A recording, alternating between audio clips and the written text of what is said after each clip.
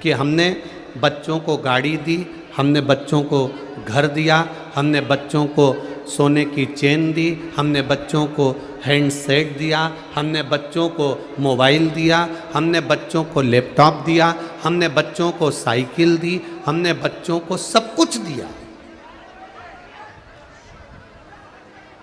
ऐसा कोई व्यक्ति नहीं है जो अपने बच्चे को कुछ नहीं देता।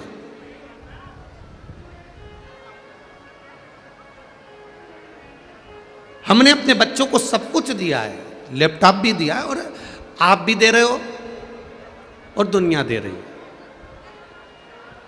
साइकिल भी दी है, गाड़ी भी दी है, मोबाइल भी दिया है, लैपटॉप भी दिया है, चेन भी दी है, जूते, चप्पल, कपड़े, जेवर, सब कुछ बच्चों को दिया।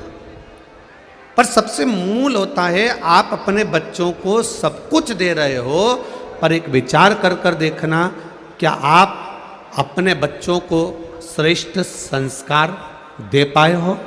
अपने बच्चों को अच्छा संस्कार आपने दिया है?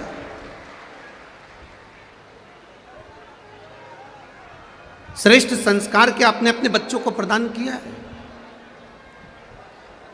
सब कुछ दिया आपने, मना नहीं है, सब कुछ दिया और दोगे, पर क्या अपने बच्चों को हम संस्कारों के जल से सिंचित कर रहे हैं? क्या हम अपने घर के बच्चों को संस्कार दे पा रहे हैं?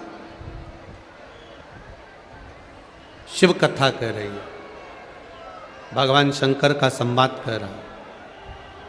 माता पार्वती जी ने भगवान श्री गणेश जी को, षडानंद कार्तिकेय जी को और अशोक सुंदरी को जया, विषहरा, शामली बारी, दौतली, देव, इन सभी को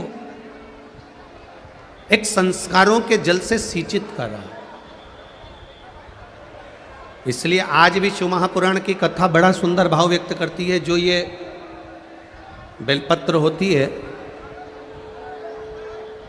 इस बेलपत्र का जो पीछे वाला जो भाग होता है, जरा ध्यान से सुनना, कथा निकली है तो आपके जीवन को संवारने के लिए निकली है। अश्वत्थामा शिव महापुराण की कथा का बेलपत्री का जो ये पीछे का जो भाग होता है, ये पीछे की जो डूट होती है, पीछे का जो भाग होता है, जब भी हमको ये महसूस होता है कि हमारे बच्चे जब गलत मार्ग की ओर जा रहे हैं, मदिरा की ओर जा रहे हैं, व्यसन की ओर जा रहे हैं, मांसाहार की ओर जा रहे हैं, गलत मार्ग की ओर जा रहे हैं, तब बेलपत्र का जो पीछे का जो भाग होता है, इस भाग को हम अशोक सुंदरी वाली जगह पर समर्पित करते जाते हैं और उसी भाग को उठाकर हम बेलपत्री के वृक्ष के नीचे पुनः डाल देते हैं। शिव जी पे चढ़ाया गया जल, शंकर जी पे चढ़ाई गई एक बेलपत्र उठाकर लाकर, जो व्यसन में डूबा हुआ होता है, गलत मार्ग की ओर जा रहा है, गलत संगत की ओर जा रहा है, व्यसन में डूबा हुआ है, उसका मार्ग विभाजित हो गया है, हम उसको देने का प्रयास करते हैं और उसको समझाने का भी प्रयास करते हैं कि देखो शिव तत्व की ओर चलो, भगवान के गुणगान की ओर चलो। शंभु शरणे पड़ी मांगू घड़ी रे घड़ी, दुख काटो दया करी दर्शन आपो। हम शिव तत्व की ओर चलने का प्रयास करते हैं, भगवत भक्ति की ओर चलने का प्रयास करते हैं। संस्कार होंगे और श्रेष्ठ संस्कार होंगे, ये तो निश्चित है कि हमारे बच्चे फिर मार्ग से विभाजित नहीं होंगे। आज सबसे बड़ा पूरे राष्ट्र में सबसे बड़ा अगर कहीं तकलीफ का विषय बना हुआ है तो जो सनातन धर्म को लोग तोड़कर दूसरे धर्म में जो प्रवेश करा रहे हैं, उसका सबसे मूल कारण केवल एक ही है, हमारे बच्चे संस्कार से विहीन हो जाना। केवल एक कारण विशेष है, कहीं ना कहीं हमारे बच्चे संस्कारों से विहीन हैं।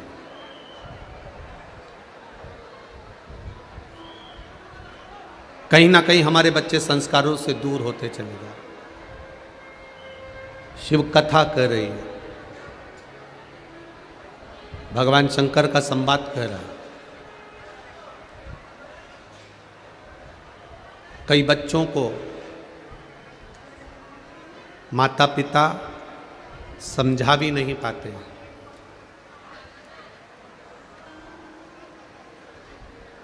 कई बच्चों को माता पिता समझा भी नहीं पाते। थोड़ा सा माता पिता ने अपने बच्चे को समझाने का प्रयास करा और उतनी देर में बच्चे कह देते हैं हमको ज्ञान मत दो, चुप बैठो, शांति रखो, तुम चुप रहो।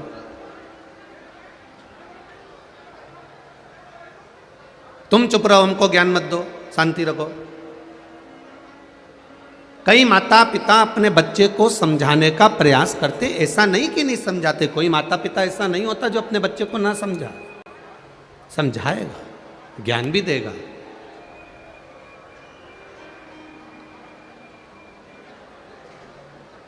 पर संस्कार का जब अभाव हो जाता है तो बच्चे अपने माता पिता के कहने पर भी नहीं चलते। एक बात बड़ी विचित्र है पर सत्य है, आप उसे आजमाएं ना आजमाएं। जिस पत्नी के लिए आप दिन भर मेहनत करते हो, जिन बच्चों के लिए आप दिन भर मेहनत करते हो, घर, गाड़ी, बंगला, सोना चांदी, हीरा पन्ना सब बनाया,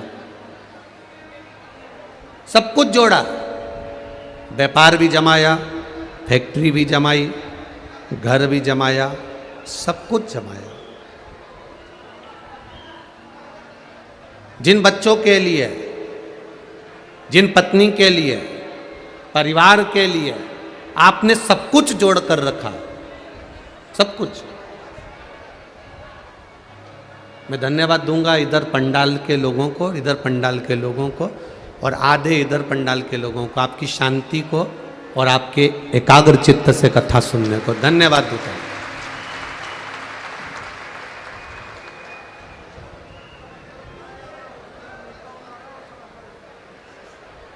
एक बात, कार्यकर्ता हो चाहे आने वाले यात्री हों, ये समझ जाएं कि इतने लाखों लोग, ये 5-5, 6-6 लाख लोग केवल 3 घंटे की कथा के लिए आए हैं और आप आगे बैठने के चक्कर में बढ़ कर इतने लाखों भक्तों का हृदय क्यों तोड़ रहे हो? जरा विचार करिएगा। जहां जगह मिल जाए वहां बैठ जाइए भाई। लाखों भक्त केवल 3 घंटे की कथा के लिए आए हैं और दिन भर हजारों रुपए का पेट्रोल खर्च करा है, समय खर्च करा है, तब जाकर यहां पहुंचे हैं और तुम्हारे आगे बैठने के चक्कर में केवल इन भक्तों का हृदय भी टूट रहा है।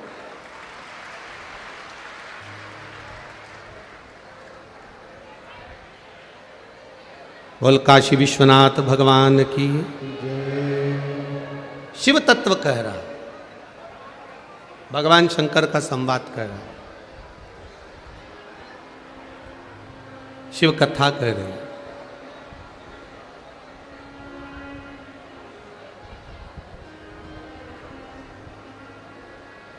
बाबा देवादिदेव महादेव का संवाद कह रहा। एक विचित्र है, जोड़ा, खूब जोड़ा, दिया, बेटों को दिया, परिवार को दिया। प्रत्येक व्यक्ति करता है, कोई भी हो, केवल आप अलग से नहीं हो ना हम अलग से हैं, प्रत्येक व्यक्ति करता है। पर शिव महापुराण की कथा एक बात और अच्छे से कहती है,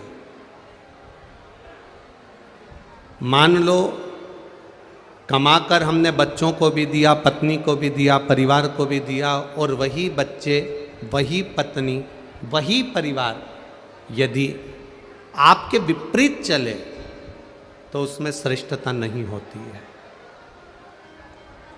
उसमें श्रेष्ठता नहीं है। मेरे देवाधिदेव महादेव जब काशी की धरा पर विराजमान थे, काशी की भूमि पर बैठे हुए थे, मां गंगा जी का पावन तट था। मां गौरा, मां भवानी, मां दुर्गा उनके करीब में बैठी हुई। तब षडानंद कार्तिकेय जी का आगमन हुआ और षडानंद कार्तिकेय जी का जब आगमन होता है, षडानंद कार्तिकेय जी जब पधारे तो माता पार्वती जी के पास में बैठकर षडानंद कार्तिकेय जी ने एक निवेदन, एक विनय किया।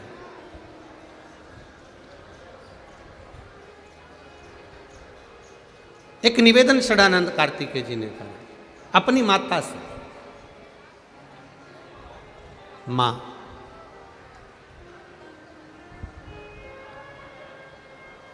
ये काशी अभिमुक्त नगरी है। काशी में जिसके प्राण छूट जाते हैं वो दूसरी बार पृथ्वी पर जन्म नहीं लेता, मुक्त हो जाता है। ये वो काशी।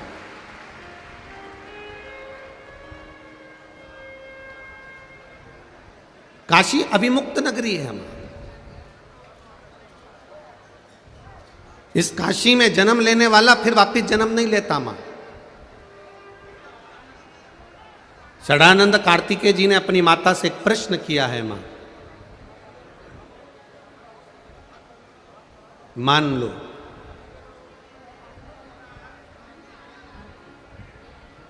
किसी कारणवश काशी से बाहर, काशी को छोड़कर कहीं दूसरी जगह कोई स्थान, जैसे अपन मान लो बरहानपुर है, सीहोर है, लातूर है, भुसावल है, या जलगांव है, या आदिक जितने भी स्थान हैं आसपास के, खंडवा समझ लो, खरगोन समझ लो, जो भी आपकी चित्तवृत्ति में आ जाए। ये षडानंद कार्तिकेय जी का बड़ा भारी प्रश्न है अपनी माता से। मां मान लो काशी में जिसके प्राण छूटते हैं वो मुक्त हो जाता है, वापिस जन्म नहीं लेता, पर एक निवेदन है, अगर किसी का आगमन काशी में नहीं हुआ हो, वो काशी में नहीं पहुंचा हो, और मान लो वो फिर जन्म ना लेना चाहे, मुक्त होना चाहे, तो उसके लिए क्या करना पड़ेगा? तब माता पार्वती जी ने कहा अगर भूल से भी जो व्यक्ति के प्राण छूट रहे हैं, और अगर मान लो प्राण छूट भी गए, अगर भूल से भी बेलपत्री के वृक्ष की मात्र छाया उस पर पड़ जाती है तो भी उसकी मुक्ति निश्चित हो जाती है।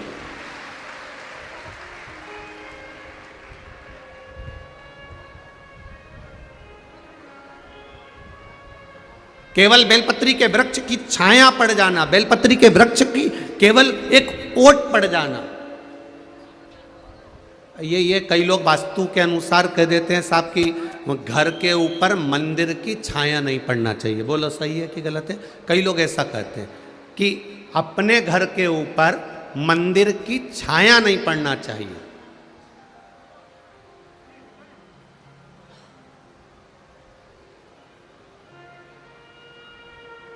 पर किसी वास्तुशास्त्री से एक बात जरूर पूछना, आप कह रहे हो कि घर के ऊपर किसी मंदिर की छाया नहीं पड़ना चाहिए, पर वास्तुशास्त्र में एक बात बहुत अच्छी लिखी है, उस मंदिर के पास में अगर कोई जलाशय है, उस मंदिर के पास में कोई कुआं है, उस मंदिर के पास में कोई बावड़ी है, उस मंदिर के पास में कोई तालाब है, उस मंदिर के पास में कोई हापसी है, उस मंदिर के पास में कोई स्थान पानी का है, या उस मंदिर के पास में बेलपत्री, पीपल, आंवला, शमी, देव वृक्ष अगर कोई विराजमान है और उस मंदिर की भी छाया आपके घर पर पड़ रही है तो वो दोष नहीं देती, वो कल्याण कर देती है।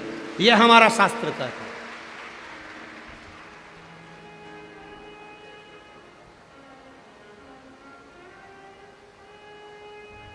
कहने वालों ने कह दिया कि मंदिर की छाया नहीं पड़ना चाहिए, मतलब मंदिर से दूर चले जाओ।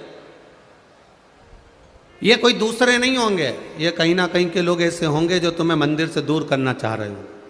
जैसे कई लोगों ने एक नया ट्रेक अपना के रखा है, अगरबत्ती में बांस होता है तो अगरबत्ती भगवान को नहीं लगाना चाहिए। ये दुनिया ने ट्रेक निकाला। क्यों निकाला? क्योंकि दुनिया के लोग चाहते हैं कि आप अगरबत्ती पकड़ना बंद कर दो और मोमबत्ती पकड़ना चालू कर दो। ये दुनिया चाहती है। आपके हाथ की अगरबत्ती को छुड़ाकर हमारे छोटे छोटे बच्चे, हमारे घर के जरा जरा से बच्चे, अगरबत्ती जब दादी लगाती है तो छोटे बच्चे उसकी तीली पकड़कर, उसकी सीख पकड़कर ऐसे ऐसे घुमाते हैं। बच्चों को संस्कार घर के बुजुर्ग देते हैं, घर के बच्चे को संस्कार घर के माता पिता देते हैं। ये वो लोग हैं जो आपके हाथ से अगरबत्ती को छुड़ाकर मोमबत्ती पकड़ाना चाहेंगे। और एक बार मोमबत्ती पकड़ा दी, फिर धीरे धीरे धीरे धीरे मंदिर से दूर कर कर तुम्हें फिर कहीं और ले जाकर बिठाएंगे, फिर और दूर ले जाकर कहेंगे कि तुम अब अपना ये सनातन धर्म छोड़ दो और फिर हमारे धर्म में आकर बैठना चालू कर दो। ये वो लोग। अब समझना हमको है, समझदारी हमको चाहिए।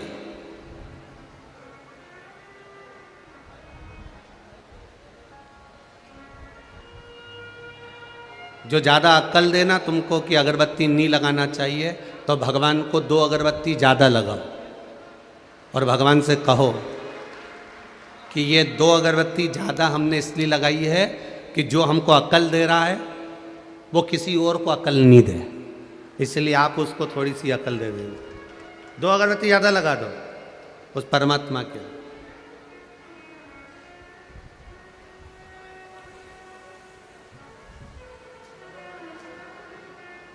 गुरु द्रोणाचार्य के घर में बेटे ने जन्म लिया, अश्वत्थामा ने। शिव जी की कृपा से प्रकट हुआ।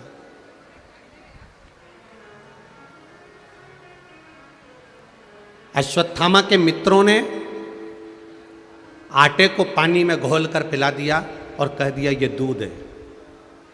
पिता ने देख लिया, पिता की दृष्टि पड़ गई और बेटा पिता के गले लगकर बोलता है, बाबा, पिताजी, आज पहली बार मैंने गाय का दूध पिया है, पहली बार गौ माता के दूध का पान किया है मैंने। अश्वत्थामा कह रहा है अपने पिता से, जिसकी उम्र मात्र 4 वर्ष की है। केवल 4 वर्ष की आयु में अश्वत्थामा अपने पिता से कह रहा है कि मैंने गाय का दूध पी लिया। गुरु द्रोणाचार्य की आंख में आंसू भर गए। बेटा, शिवजी के स्वरूप उस अश्वत्थामा को देखकर भगवान गुरु द्रोणाचार्य गले से लगाकर उसको देखकर रो रहे हैं कि मैं जानता हूँ जो तूने पिया वो गाय का दूध नहीं था, वो आटे में पानी मिलाकर तेरे मित्रों ने तुझको पिला दिया था। वो जान रहा है वो गाय का दूध नहीं है।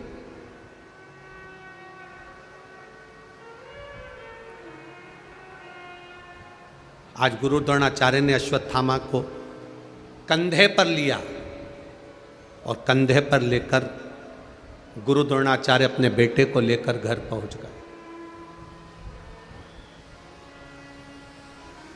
मां और पिता दोनों में एक अंतर होता है।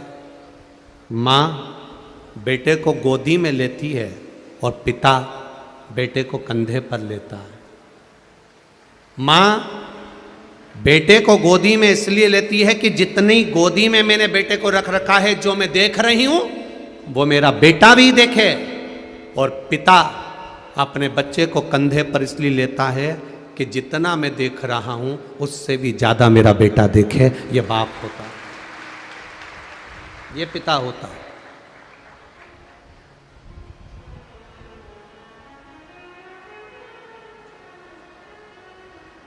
मुझसे ज्यादा मेरा बेटा देखना चाहिए। गुरु द्रोणाचार्य गले में लगाकर कंधे पर बिठाकर अश्वत्थामा को अपने घर पर लेकर गए। कुटिया में पहुंचकर कृपी देवी ने देखा, अश्वत्थामा की मां ने देखा मेरा बेटा आया है।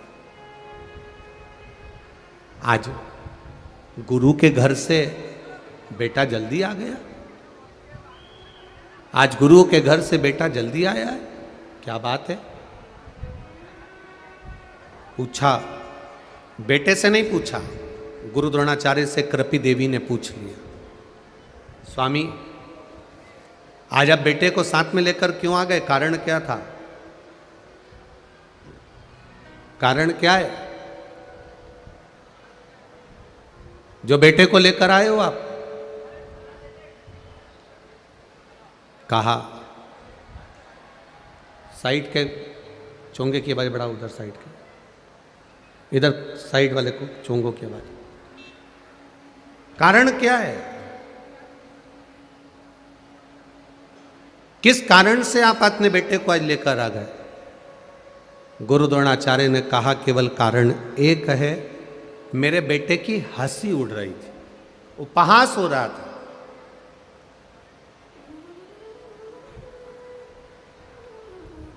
मेरे बेटे की हंसी उड़ रही है, उपहास हो रहा है, इसलिए मैं उसको लेकर आ गया। कृपी देवी ने कहा ये तो जीवन का खेल है, कभी सुख मिल रहा है, कभी दुख मिल रहा है।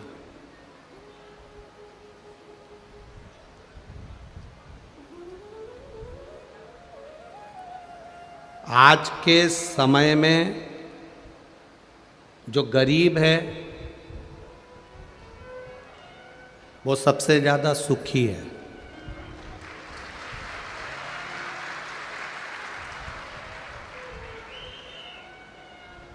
जो पैसे वाला है वो सबसे ज्यादा दुखी है। गरीब व्यक्ति कहीं पर भी बैठ जाए, शान सत्ता से अपने साथ में दरी लाया, कम्बल लाया, बिछाया, और गरीबड़ा कहीं पे भी बैठ के कथा सुन लिया, जा कहीं पर भी बैठकर सुखी। सबसे ज्यादा दुखी है तो पैसे वाला।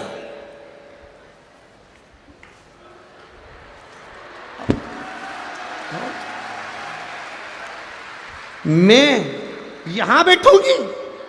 नो नो नो,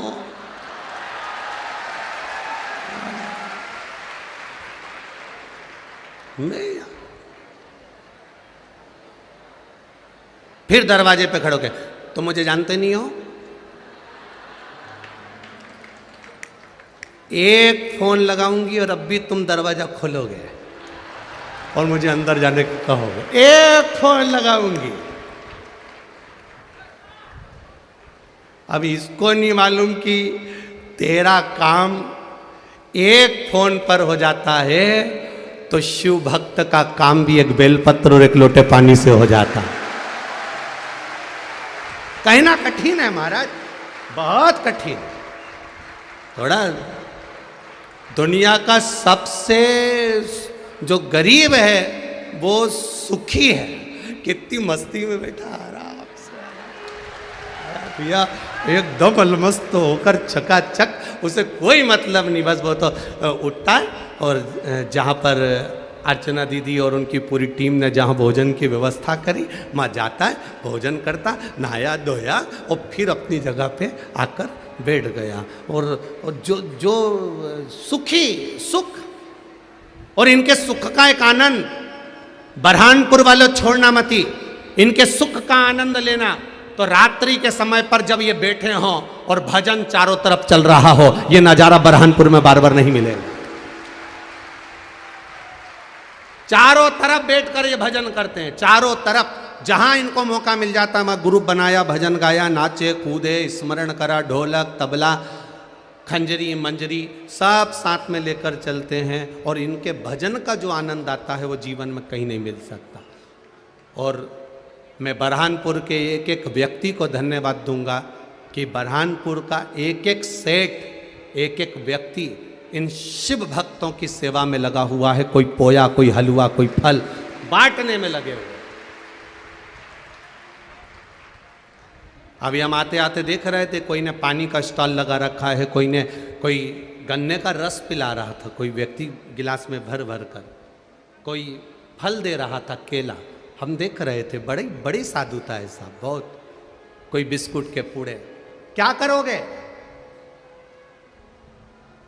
शंकर की कथा बाचने वाला, शंकर की कथा करवाने वाला, शंकर की कथा सुनने वाला और शंकर की कथा में सेवा करने वाला कोई दूसरा नहीं होता, मेरा देवाधिदेव महादेव होता, कोई दूसरा नहीं। आप अगर कथा में सेवा कर रहे हो, लगे हुए हो, जल वितरण कर रहे हो, भोजन करा रहे हो, कार्यकर्ता बनकर सेवा कर रहे हो, तो भी तुम शिव हो। और जो सुन रहा है वो भी शिव है, और जो करा रहा है, जो करा रहा है वो भी शिव है। यह आपके भीतर की भक्ति का बल है।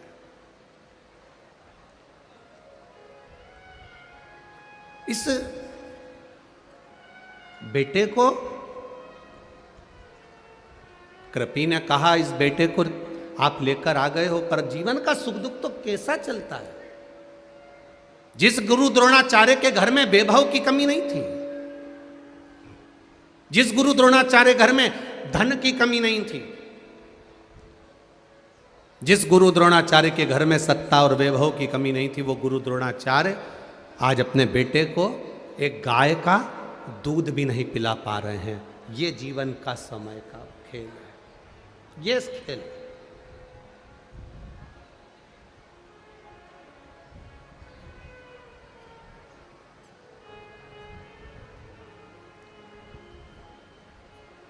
इसीलिए परभणी की कथा में कहा था, वक्ता और वक्त ये दोनों सामने आएंगे। वक्ता भी आपको समझाएगा और वक्त भी आपको समझाएगा। आप वक्ता से समझ गए तो ठीक है, नहीं तो वक्त जब समझाता है तो रुला रुला के समझाता है। एक वक्ता भी समझाएगा और वक्त भी समझाएगा। वक्ता ऐसा समझाएगा कि ये जीवन की घड़ियां हैं, बचपन है, जवानी, अधेड़ी, बुढ़ापा। आप भजन करिए, कीर्तन करिए, मंत्र जाप करिए, स्मरण करिए, राम जपिए, कृष्ण जपिए, शिव जपिए, तुम्हारी मर्जी पड़े उसका भजन करो। हम कभी ये नहीं कहते कि तुम शंकर की ओर जाओ, हम ये कहते हैं जो तुम्हारे दिल में बैठ जाए। तुम राम को भजते हो, राम को भजो। तुम कृष्ण को भजते हो, कृष्ण को भजो। तुम शिव को भजते हो, शिव को भजो। तुम भवानी को भजते हो, भवानी को भजो। तुम स्वामी समर्थ को भजते हो, स्वामी समर्थ को भजो। तुम हरि विठ्ठल को भजते हो, हरि विठ्ठल को भजो। तुम्हारा जो मन करता है उसको भजो। पर एक बात का याद रखना कि भजन में, स्मरण में छल ना हो, दिखावा ना हो, कपट ना हो और किसी का दिल ना दुखे। ऐसा भजन अपनी जिंदगी में करो भजन।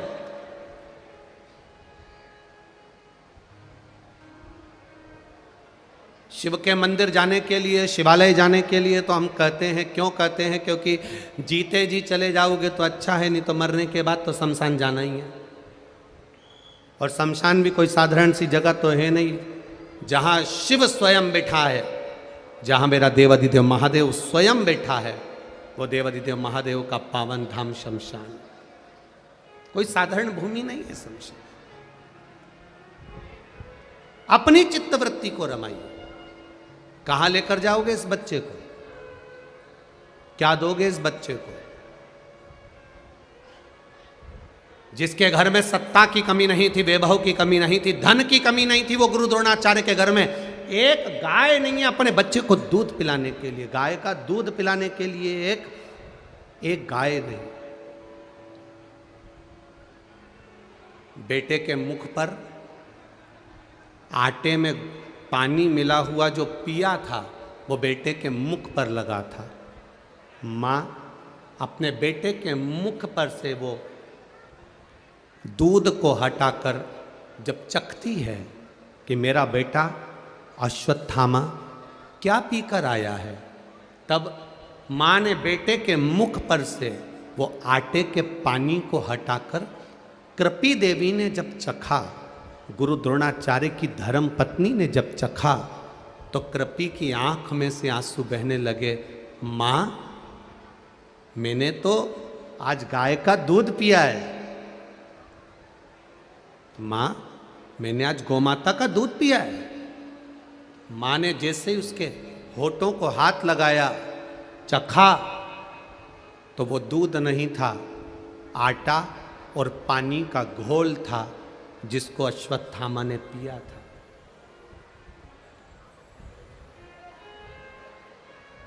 आटे और पानी का घोल है जिसको अश्वत्थामा ने पिया। मां ने बेटे को गोदी में बिठाया, स्नेह करती हुई मां बोली, बेटा आपने कभी गाय के दूध का स्वाद नहीं लिया, इसलिए आपको मालूम नहीं है कि गौ माता का दूध का स्वाद क्या होता है। आपने अभी जो पिया है केवल वो आटे का पानी था जो तुम्हारे मित्रों ने तुम्हारी हंसी उड़ाने के लिए तुमको वो आटे का पानी दे दिया था। मां, सबसे ज्यादा दूध गौ माता का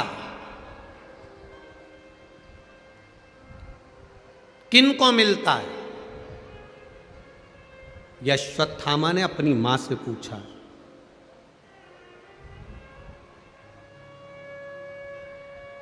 सबसे ज्यादा दूध गौ माता का किसको मिलता है?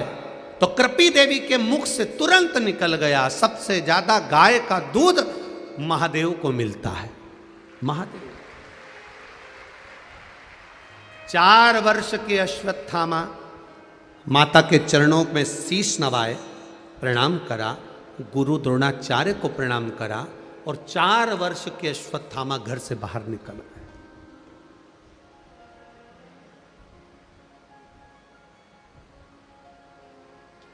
ये जितने बच्चे यहाँ कथा सुन रहे हैं, उन बच्चों से निवेदन करूँगा और उनकी माताओं से निवेदन करूँगा कि अपने बच्चे को संस्कार देना सीखो। और बच्चों से निवेदन है सुनकर निभाना सीखो।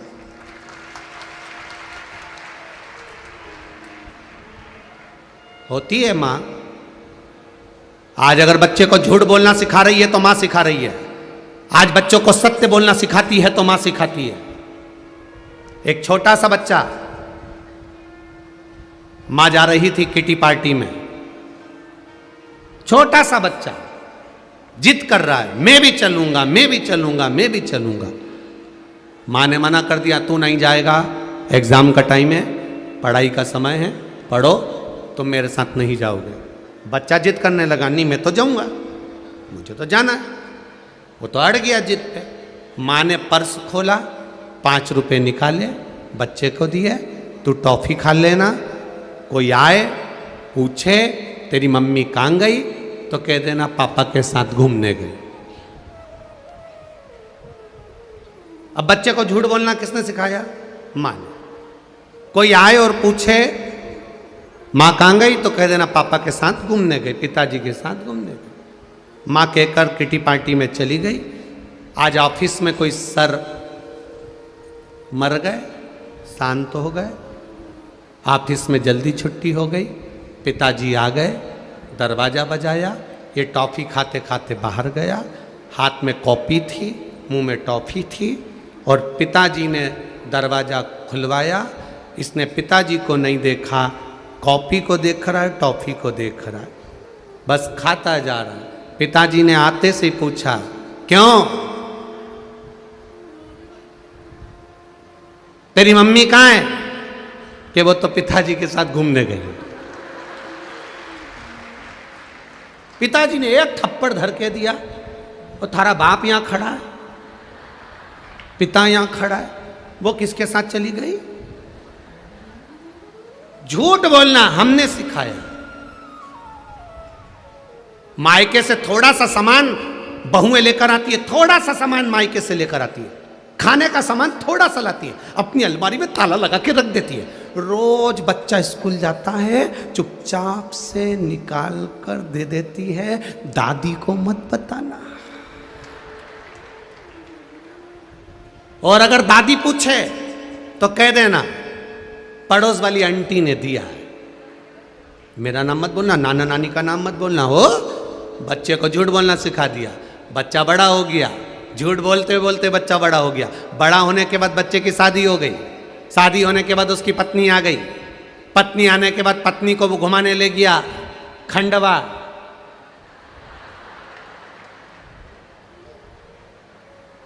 धुनी वाले दादा के यहां दर्शन करने गए तो वहीं पे साड़ी की दुकान थी। पत्नी ने कहा कितनी सुंदर साड़ी है। पति ने कहा ले ले, घर जाएंगे और मम्मी पूछेगी तो कह देना मायके से मिली है। सिखाया किसने था? बोलते जाओ जरा, बरहानपुर वालों जम के बोलो जरा। मां ने क्या सिखाया था? पूछे तो कह देना आंटी जी ने दी है। उस बच्चे ने बड़े होकर अपनी पत्नी को भी सिखा दिया कि कुछ भी मिले तो कह देना मायके से मिली है। अब सास को मालूम है ये मायके से नहीं मिली, ये मेरे छोरे ने दिलाई, ये मैं अच्छे से जानती हूँ। अच्छा, जितनी चतुर होती है ना डोकरी, बहुत चतुर होती है, ईमानदारी की बात है, बहुत चतुरता होती है। वो तो कभी कभी ये झांसा में आ जाए, नहीं तो एक एक बूढ़ी बूढ़ी माताएं, एक बार बुजुर्ग पिता अपने बेटे के झांसे में आ जाएगा, पर बुढ़िया कभी नहीं, कभी नहीं, भूल के भी। बूढ़ी बूढ़ी माताएं तो कभी झांसे में नहीं आती। एक छोटा सा बच्चा दादी की गोद में बैठ कर बोला, दादी ओ दादी। दादी बोली हाँ। पड़ोस में वो लल्लू लेता है ना, हाँ, उसके घर में आज बूंदी का रायता बना है, बूंदी बनी है, सेव बना है, पूड़ी बनी, चने की सब्जी बनी। दादी बोली बेटा उसकी दादी मर गई ना, इसलिए उसके यहाँ बारवा है। इतने में पोते ने दादी का गाल पकड़ के बोला, अपने घर कब बनेगा? दादी ने एक धरके दिया ऊपर, एक उधर मेरी गोदी से नीचे। मेरा मारने का प्लान बना रहा है, उतर जा नीचे। हम क्या दे रहे हैं बच्चों को? सुबह से शाम तक हम अपने बच्चों को झूठ बोलना सिखाते हैं, सुबह से शाम तक। फिर वही बच्चा बड़े होकर झूठ बोलता है तो हमको बुरा लगता है। क्या दिया हमने?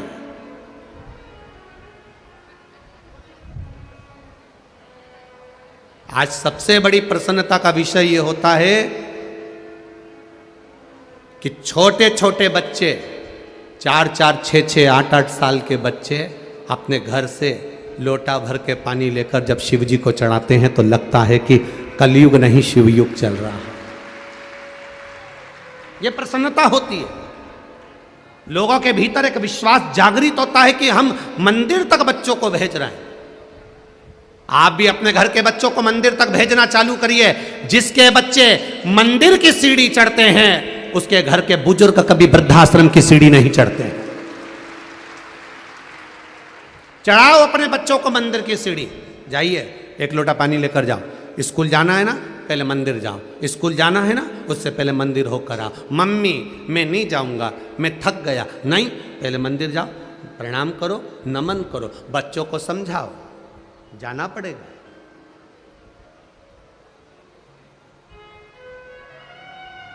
जाओ मंदिर तक, पहुंचो मंदिर तक। अश्वत्थामा 4 साल के, कृपी देवी ने कह दिया सबसे ज्यादा दूध महादेव को लगता है, महादेव को चढ़ता है, महादेव को प्राप्त होता है। बस अश्वत्थामा ने अपनी माता को प्रणाम करा, गुरु द्रोणाचार्य के चरणों में शीश नवाया और अश्वत्थामा 4 वर्ष के निकल गए। प्रहलाद जी 4 वर्ष के भजन में लग गए थे। ध्रुव जी महाराज 4 वर्ष के भजन में लग गए थे। मीराबाई 4 वर्ष की भजन में लग गई थी। कर्माबाई 4 वर्ष की भजन में लग गई थी। देव ऋषि नारद 4 वर्ष के भजन में लग गए थे। संत तुकाराम 4 वर्ष के भजन में लग गए थे। नामदेव जी 4 वर्ष के भजन में लग गए थे।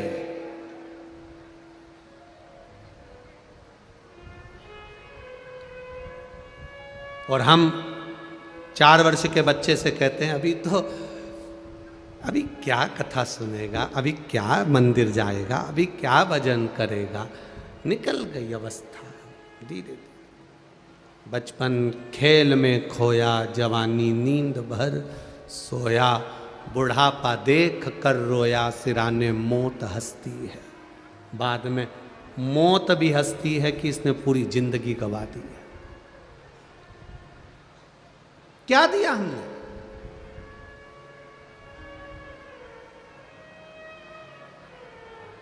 क्या प्रदान करा हमने? शिव कथा कर रहे हैं। अश्वत्थामा घर से बाहर निकल गया। 4 वर्ष के बच्चे को रोकने का प्रयास करती है मां, परंतु ध्रुव जी महाराज की माता ने भी ध्रुव जी को 4 वर्ष की अवस्था में नहीं रोका। प्रहलाद जी की माता ने प्रहलाद जी को 4 वर्ष की अवस्था में नहीं रोका। मीराबाई की मां ने मीरा को 4 वर्ष की अवस्था में नहीं रोका। कर्माबाई की माता ने 4 वर्ष की अवस्था में कर्मा को नहीं रोका। तो यहाँ कृपी देवी ने भी अश्वत्थामा को 4 वर्ष की अवस्था में नहीं रोका। अश्वत्थामा चले गए घर से बाहर।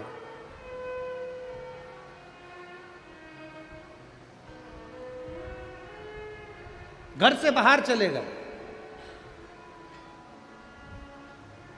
एक गुफा बनाई, उस गुफा के अंदर प्रवेश कर गए और गुफा में प्रवेश कर कर अश्वत्थामा 4 साल के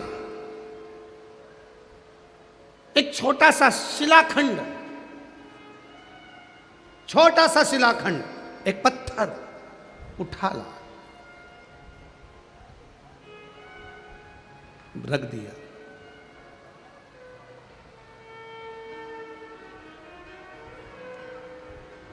छोटा सा शिलाखंड, एक पत्थर रख दिया।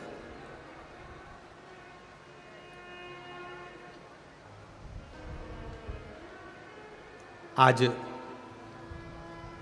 दीदी अर्चना चिटनीस जी ने एक बहुत सुंदर बात गाड़ी में चलते चलते दीदी ने कही कि गुरुजी, भगवान विष्णु के जन्म की कथा आती है, भगवान ब्रह्मा जी के जन्म की कथा आती है, देवाधिदेव महादेव के जन्म का कोई वृतांत नहीं आता। हमने दीदी से कहा, नहीं दीदी ऐसा नहीं है, वो आज जन्मा है। उसके जन्म का नहीं, उसके प्रागट्य का, जैसे राम जी के प्रागट्य का वर्णन आता है, भगवान कृष्ण के प्रागट्य का वर्णन आता है, भगवान विष्णु के प्रागट्य का वर्णन आता है, भगवान ब्रह्मा के प्रागट्य का वर्णन आता है, वैसे मेरे महादेव के प्रागट्य का भी वर्णन आता है।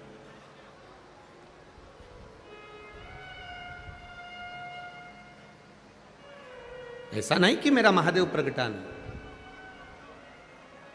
प्रगटा।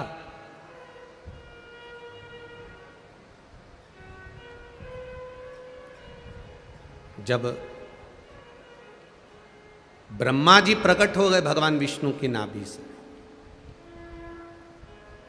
बड़े ज्ञानी थे ब्रह्मदेव, बड़े ज्ञानी। तब ब्रह्मा जी ने भगवान विष्णु से प्रश्न किया, आप मेरे पिता हो, क्योंकि मेरे को जन्म देने वाले, प्रकट करने वाले आप हो, आप मेरे पिता हो।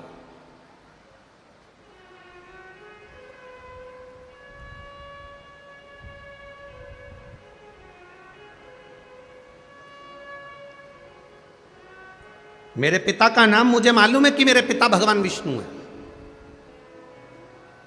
पर मेरे भगवान विष्णु के पिता कौन है?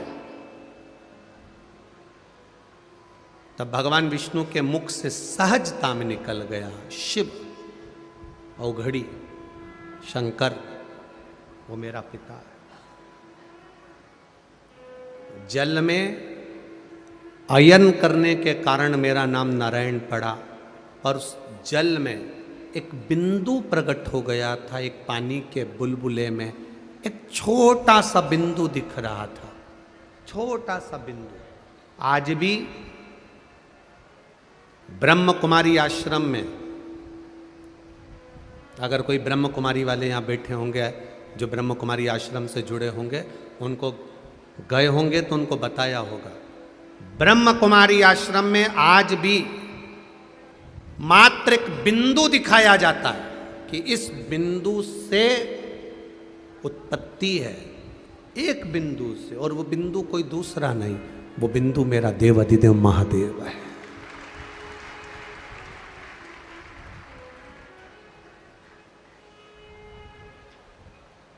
वो बिंदु कोई दूसरा नहीं है। भगवान विष्णु ने सहज भाषा में कर दिया, मुझे प्रकट करने वाले भी शिव हैं, मुझे शिव का दर्शन करना है। ब्रह्मा जी और भगवान विष्णु ने एक पर्वत को घुमाना प्रारंभ करा, घर्षण करना प्रारंभ करा। पर्वत घूमना जब प्रारंभ हुआ, घूमते घूमते घूमते घूमते पर्वत ने एक अग्नि के खंभ की आकृति प्रकट कर ली और एक लिंगायत आकृति प्रकट कर कर खंबे में से मेरा देवाधिदेव महादेव प्रकट हो गया। शिवजी ने प्रकट होकर भगवान विष्णु और ब्रह्मा जी से कहा, मेरा स्वरूप इस पृथ्वी पर प्रकटा नहीं है, तुमने जो शिवलिंग की आकृति बनाई है यह मेरा स्वरूप प्रकटा है, यह मेरा स्वरूप प्रकटा है।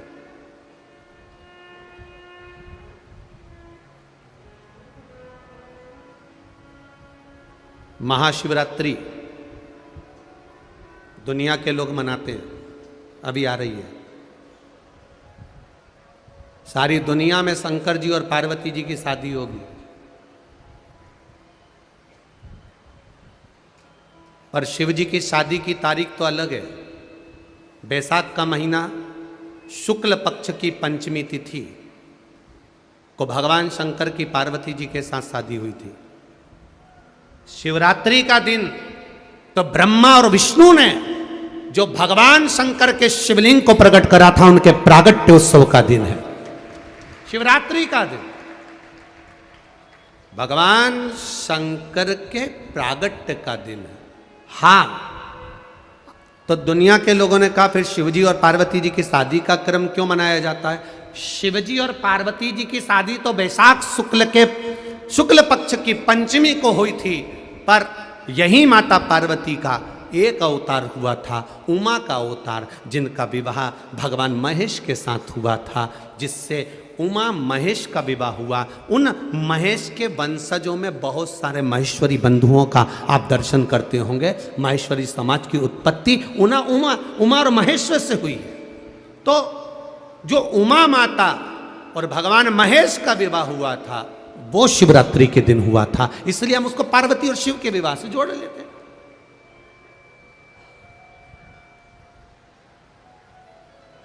पर शिव विवाह की जो तारीख है वो बैसाख महीना जम के बोलो, कौन सा महीना है? बैसाख का शुक्ल पक्ष की, जम के बोलो जरा, पंचमी तिथि के दिन देवाधिदेव महादेव का विवाह हुआ था। शिवरात्रि के दिन विवाह बनाते हैं, मंगल विवाह का उत्सव भी करते हैं। क्यों? क्योंकि यही पार्वती का एक अवतार उमा के रूप में हुआ। पार्वती का तो 52वें नंबर का जन्म है, 52 नंबर पर पार्वती का जन्म हुआ है। इससे पहले पार्वती मैया 51 जन्म ले चुकी थी। कात्यायनी, कुष्मांडा, स्कंदा, उमा, सती, भैरवी, कमला, बगला, ध्रुमावती, ऐसे माता पार्वती के पहले अवतार हो चुके हैं। 51 अवतार माता पार्वती के पहले हो चुके हैं। इसलिए मेरे देवाधिदेव महादेव के गले में जो मुंडों की माला पड़ी होती है वो 51 मुंडों की माला पड़ी हुई है। शिवजी के गले में 51 मुंडों की माला है। कभी मेरे महाकाल बाबा का दर्शन करना, महाकाल बाबा के दर्शन करोगे तो महाकाल बाबा के गले में आप कभी चांदी के मुंडों की माला देखना। चांदी के मुंडों की जो माला दिखेगी वो महादेव के बाबा के किसी पंडित से, किसी पुरोहित से, किसी पूजन करने वाले से, महादेव की आराधना करने वाले से पूछना ये मुंडे किसके हैं, तो बता देंगे ये पार्वती जी ने जो जन्म लिए हैं। बार बार माता पार्वती के जो प्राण छूटते हैं, भगवान शंकर ने वो पार्वती के मुंडों को अपने गले में धारण कर कर रखा है, अपने गले में धारण कर कर रखा।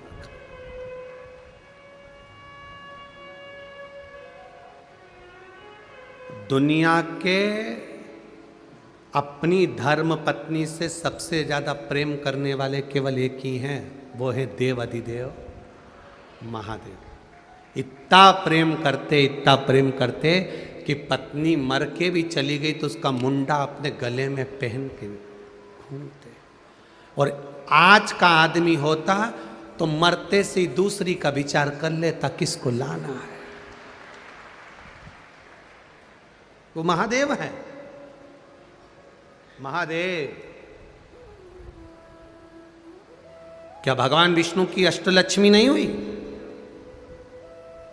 क्या भगवान नारायण की अष्टलक्ष्मी नहीं हुई? पर मेरे नारायण के गले में कभी तुमने अष्टलक्ष्मियों का स्मरण नहीं देखा होगा, केवल एक लक्ष्मी को देखा होगा। पर मेरा महादेव 51 चली गई, उनके मुंडों को भी अपने गले में धारण कर कर रखा है। वो मेरा देव अधिदेव महादेव है, जो नारी का सम्मान करना जानता है, स्त्री का आदर करना जानता है, सत्कार करना जानता है। किसी धर्म में दूसरे धर्म में नारी का जितना सम्मान नहीं होता, उतना सनातन धर्म में होता है, उतना सनातन धर्म में होता है।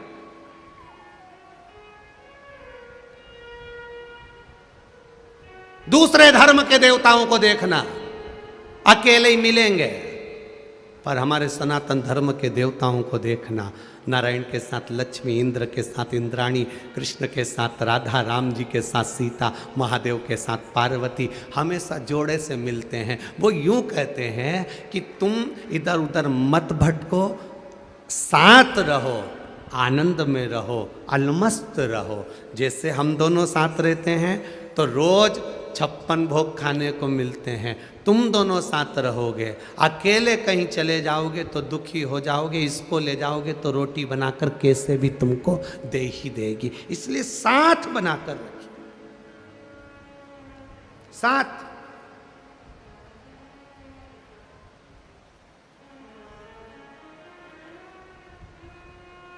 अपना बनाकर चले। अश्वत्थामा 4 साल के एक छोटा सा शिलाखंड उठाकर लेके आ गए। ब्रह्मा विष्णु ने जैसे महादेव को प्रकट करा, एक शिवलिंग प्रकट हो गया।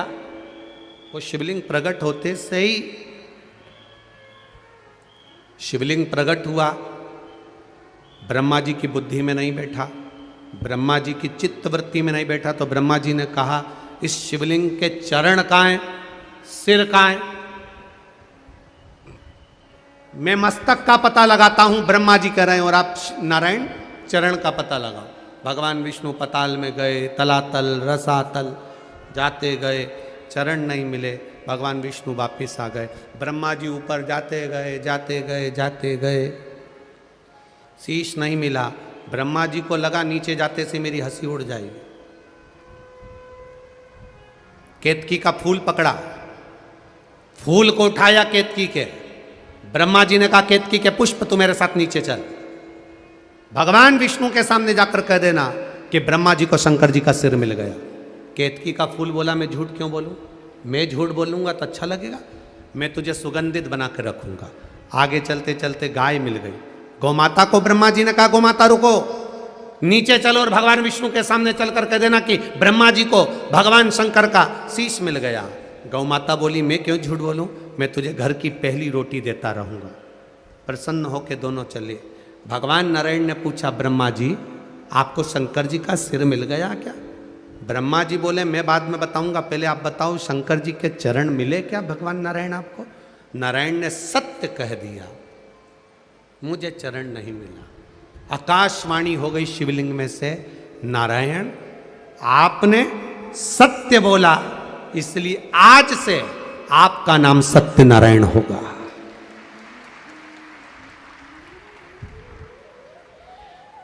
आप सत्य बोले इसलिए आपका नाम सत्यनारायण होगा।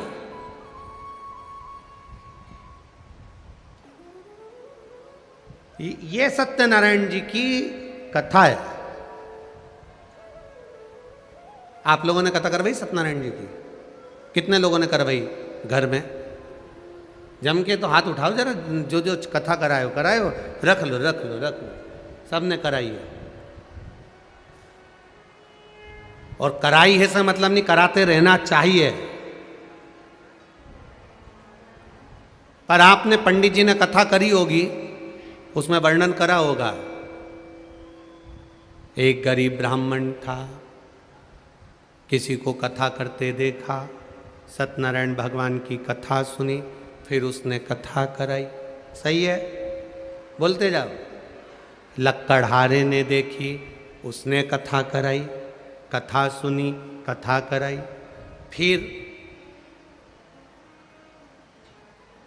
फिर आगे वर्णन आया, बनिए ने कथा कराई, कथा सुनी, फिर उसका पति पानी में डूब गया, फिर उसने कथा कराई, फिर एक राजा ने कथा सुनी। तो इसमें सब वृतांत आया कि ये 4 अध्याय 5 अध्याय में जो वर्णन किया गया, उसने ये कराया, उसने वो कराया, पर इसमें सत्यनारायण भगवान की कथा कौन सी थी जो सबसे पहले ब्राह्मण ने सुनी थी?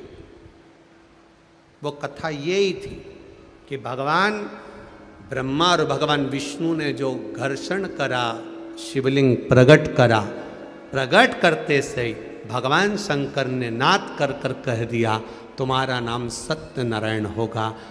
तुमने सत्य बोला है। संसार का जो मनुष्य एक कलश पर श्रीफल केल के खंभ रखकर मेरी आराधना, आपकी आराधना करेगा, सुनो नारायण, उसके मनवांछित फल को मैं स्वयं पूर्ण करूंगा। तब से ये सत्यनारायण कथा का वृतांत चला। सत्यनारायण भगवान की कथा कहां से निकली है? स्कंद पुराण से। ये स्कंद पुराण वृतांत मिला।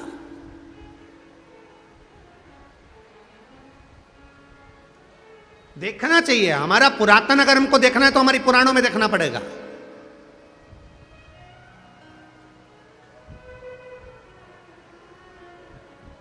आपकी सही प्रॉपर्टी देखना है आपको तो तहसील जाना पड़ेगा, और सही परमात्मा को पहचानना है तो शिव महापुराण में आना पड़ेगा।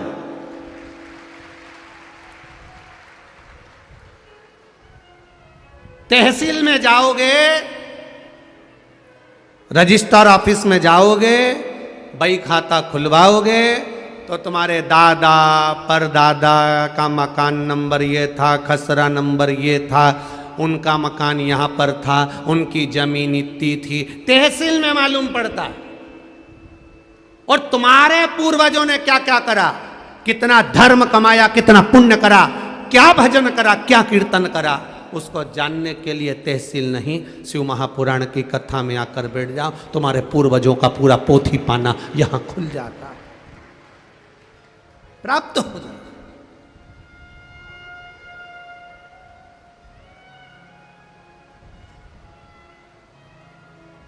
भगवान नारायण ने कह दिया सत्य बोले। बोलो, सत्य बोलने में कुछ नहीं जाता, इसलिए मरने पर भी लोग बोलते हैं जम जम के राम नाम। जम के तो बोलो, अरे बोलो तो सत्य। कितना डर रहे हो, बोल लो अच्छे से। अपन मर जाएंगे, जब दूसरे बोलेंगे अपन कब बोलेंगे? तो मौका है बोलने का, उसमें कोई दिक्कत नहीं। राम नाम सत्य। हम तो हमेशा कहते दिवाली मिलने जाओ ना तो किसी के यहाँ हैप्पी होली हैप्पी दिवाली मत कहा करो, डायरेक्ट जाकर कहा करो काका जी राम नाम सत्य है। काका जी कुर्सी से नीचे गिर जाएंगे, मेरा बुरा चाहती है? नहीं नहीं नहीं, जिंदगी में बहुत असत्य बोला। दिन भर मोबाइल पर झूठ, दिन भर झूठ झूठ झूठ झूठ झूठ। कम से कम अब कपड़ा थोड़ा सा सस्ता रोए बार बार और महंगा रोए एक बार। कपड़ा अगर जोरदार लिया है ना तो उसका कलर नहीं निकलेगा, और अगर कपड़ा ऐसा ही ले लिया तुमने कि हाँ साहब हमें तो दे दो, हमें तो मेहमानी में देना है, हमें तो चढ़ाना है, जैसे कई माताएं होती है ना जब भागवत सुनने जाती हैं। अब यहाँ शिव पुराण पे तो कोई साड़ी वाड़ी का तो कोई क्रम ही नहीं रहता। माँ तो शंकर भगवान की कथा में कहाँ साड़ी वाड़ी का लफड़ा। भागवत जी में जब साड़ी चढ़ती है तो माताएं पहले घर में जो साड़ी आती है उस साड़ी में से सबसे अच्छी साड़ी होती है तो सास खुद रख लेती है, और अच्छी होती है तो बेटी को दे देती है, और थोड़ी सी वैसी होगी तो बहू को दे देगी, और अगर थोड़ी बहुत भी गड़बड़ निकली तो पैक करके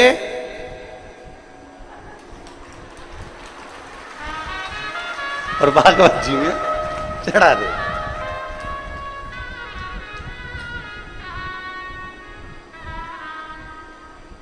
अब इनने बड़े जोरदार पल्लू मल्लू लेके साड़ी चढ़ा तो दी, पर इनके ध्यान में नहीं आया कि तुम इतनी जोरदार जोरदार पहने तो पंडित जी की लुगाई क्या कम पहने।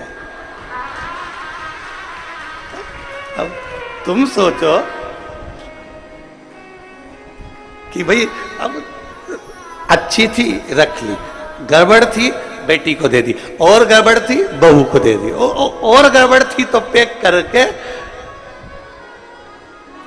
अरे बच गई रे भागवत गीता। और बचने के बाद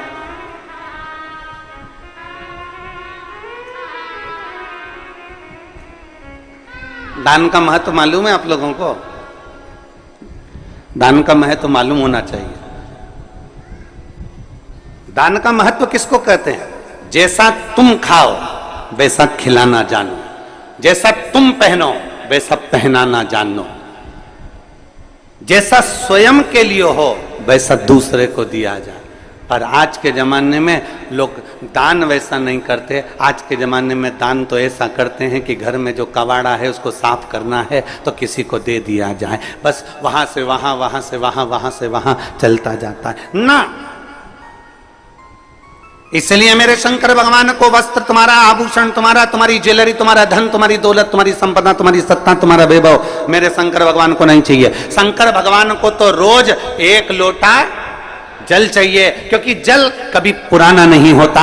जल जब यूज करोगे तब वो ताजा की ताजा है। जल का प्रयोग जब करोगे वो जल जल ही रहेगा। अग्नि, जल, हवा, पृथ्वी, आकाश कभी बासा नहीं होता, कभी बासा नहीं कहलाता। जल भी बासा नहीं कहलाता, जल जल ही रहता है। गंगा जल को तुम 2 साल, 5 साल, 10 साल, 20 साल, 25 साल पुराना गंगा जल भी तुम्हारे घर में रखा है तो बासा नहीं कहलाएगा। तुम्हारे ट्यूबवेल को खुदवाए हुए, तुम्हारे यहाँ कुआं खुदवाए हुए, तुम्हारे यहाँ बावड़ी लगाए हुए, तुमने जो कुंड खुदवाया, कुंडी खुदवाई, तालाब बनवाया, बावड़ी बनवाई, उस कुएं में जो पानी आता है वो कुआं खुदवाए तुम्हारे सालों हो गए, बरसों निकल गए, पर वो कुएं का जल हमेशा ताजा की ताजा ही कहलाता है। कभी भी पृथ्वी बासी नहीं कहलाती, हवा बासी नहीं कहलाती, जलवासी नहीं कहलाता, अग्निवासी नहीं कहलाता, आकाशवासी नहीं कहलाता। ये सब ताजे की ताजे हैं। इसका प्रयोग जब करोगे, तुम्हारे शरीर में ऑक्सीजन की कमी हो रही है, तुमने तुरंत वायु का प्रयोग करा, ताजा की ताजा है। शिव जी को तुमने जल चढ़ाया, जैसा भी तुम्हारे घर में जल था, जिस भाव में तुम्हारे यहाँ रखा हुआ था, जैसा रखा हुआ था वैसा एक लोटा लेकर शिव जी के पास पहुंच गए। शंकर भगवान ने ये नहीं कहा कि जल बासी है कि ताजा है। दुनिया के लोगों को तुम्हारा लोटा काला दिख रहा है, क्योंकि तांबे का लोटा काला जल्दी हो जाता है। दुनिया के लोग कह देंगे बताओ कैसी है, एक लोटा लेकर आती है वो भी गंदा की गंदा है, काला की काला है। परमात्मा तुम्हारे लोटे को कभी नहीं देखता, परमात्मा ये शरीर कभी नहीं देखता, परमात्मा उसका अंदर का जल देखता है, परमात्मा शरीर के अंदर का मन देखता है। वो जल देखता है और मन देखता है, उसे लोटे से कोई मतलब नहीं, उसे शरीर से मतलब नहीं कि तुम कितने सुंदर हो। उसको शरीर से मतलब नहीं कि तुम्हारी सुंदरता कितनी है, तुम कौन हो, उसको शरीर से कोई। तुम कितने करोड़पति हो, कितने अरबपति हो, कितने वैभवपति हो, तुम दुनिया के कितने बड़े भी करोड़पति बन जाओ, पर कितने बड़े भी सेठ बन जाओ, शंकर भगवान रहते हैं शमशान में, जहां सबकी शान सम है, उसका नाम सम शान है। वहां सब बराबर हैं। पैसे वाला व्यक्ति मरकर जाता है वो भी राख का ढेर बन जाता है, और गरीब व्यक्ति मरकर जाता है वो भी राख का ढेर बन जाता है। पैसे वाला जाता है तो वो भी सफेद चादर में जाता है, गरीब जाता है वो भी सफेद चादर में जाता है। पैसे वाला जाता है वो भी बांस पर बांबू पर जाता है, गरीब भी जाता है तो बांस पर बांबू पर जाता है। अमीर भी जाएगा तो कंधे पर जाएगा, भले उसके यहाँ कितनी भी BMW खड़ी हो, भले उसके घर में कितनी बड़ी बड़ी गाड़ियां खड़ी हो, कितने बड़े बड़े भी उसके पास में ड्राइवर खड़े हों, पर आखिरी सवारी तो कंधा ही होता है। चाहे वो पैसे वाला मरे चाहे गरीब मरे, गाड़ियां सब दरवाजे पर खड़ी की खड़ी रह जाती है। अंत समय परमात्मा के द्वार पर जाना पड़ता है। शिव का दरवाजा है ही ऐसा, शंकर की चौखट है ही ऐसी, शिव का द्वार है ही ऐसा, जहां सबकी शान सम है, उसका नाम सम शान है। वहां कोई बड़ा नहीं, कोई छोटा नहीं, जो आया उसकी दृष्टि में सब बराबर हैं। बस वो तो तुम्हारे ऊपर का सुंदरता नहीं देखता, आप कितने अच्छे कपड़े पहने हो उससे मेरे शंकर जी को कोई मतलब नहीं है, आपने क्या पहना मेरे बाबा को उससे कोई मतलब नहीं है, आपका लोटा कैसा हो रहा है मेरे बाबा को उससे कोई मतलब नहीं है। बाबा तो ये कहता है कि तेरे लोटे में जो जल है मुझे उससे मतलब है, और तेरी इस काया के अंदर जो तेरा मन है मुझे उससे मतलब है, बाकी का किसी चीज से मुझे मतलब नहीं। क्या करूं मैं उस लोटे का। अब मालूम पड़े कई कई माताएं ऐसी भी होती है कि लोटा तो घिस रही है, साफ भी कर लिया, पर दिल लोटा साफ कर कर मंदिर में पहुंच भी गई, और पहुंचने के बाद अगर वहां मंदिर में झगड़ा करे, हट हट थोड़ा साइड दे, मैं नहीं चढ़ाऊं जल। बेलपत्ती चढ़ाई, इतनी देर में दूसरी उठा के ले गई, तो आंखें बंद करी थी और गुस्से में लाल हो गई, मेरी बेलपत्ती कौन ले गया? आसपास देखा, अब बता, लोटा तो तूने बहुत घिसा था पर दिल नहीं घिस पाई। अरे सोचना था तेरे को, हो सकता है तो उससे ज्यादा जरूरत किसी दूसरे को तेरी बेलपत्री की थी, इसलिए लेकर चली।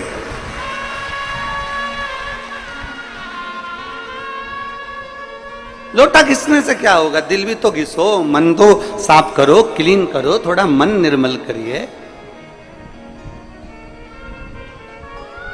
और मैंने तेरे ही भरोसे बाबा, तेरे ही भरोसे हवा बिच उड़ती जावांगी, बाबा डोर हटो छड़ी ना करती जावांगी। भोले मैं तेरी पतंग, शंभू मैं तेरी पतंग, हवा बिच उड़ती जावांगी, बाबा डोर हटो छड़ी ना करती। अपना मन तो क्लीन करो, मन साफ करो। जरूर तुम्हारे शरीर से परमात्मा को कोई मतलब नहीं है, कोई मतलब, क्योंकि परमात्मा के पास में शरीर जाता ही नहीं है।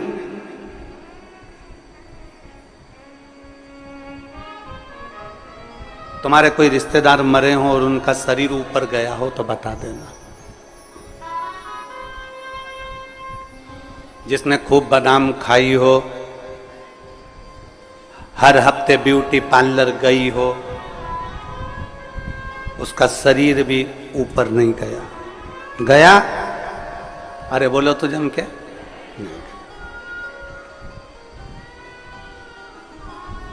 नहीं।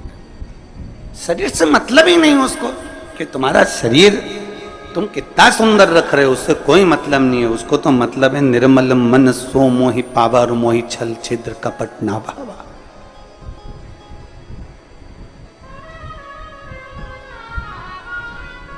तीन चीजें हैं।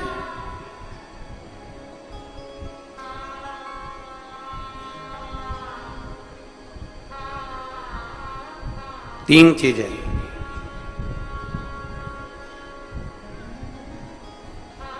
बचपन जो निकलता है वो लड़कापन में निकल जाता है। बचपन लाड़पन में निकल जाता है, जवानी अकड़न में निकल जाती है, और बुढ़ापा तड़फन में निकल जाता है। बचपन गया, लड़कपन में निकल गया, छोटा है, अकल नहीं है, बुद्धि नहीं है, चित्त नहीं है, ये नहीं है, वो नहीं है, लड़कपन में निकल गया। जवानी अकड़ में निकल गई, तुम मुझे जानते नहीं हो, तुम मुझे पहचानते नहीं हो।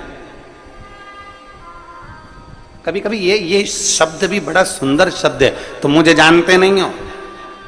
एक चौराहे पर जब कोई व्यक्ति किसी की गाड़ी रोक लेता है ना, तो गाड़ी रोकते से ही तुरंत, तुम मुझे जानते नहीं हो। तो उसने पूछा तुम कौन हो?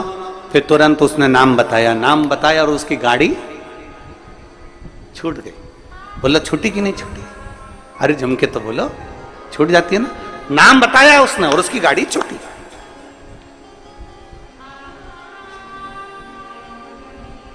डॉक्टर को दिखाने जाओ और भीड़ बहुत लग रही हो, फिर नंबर देने वाले से कहे तुम हमें जानते नहीं हो, फिर नाम बताया, नंबर जल्दी लगा कि नहीं लगा? बोलो जम के तो बोलो, लग गया।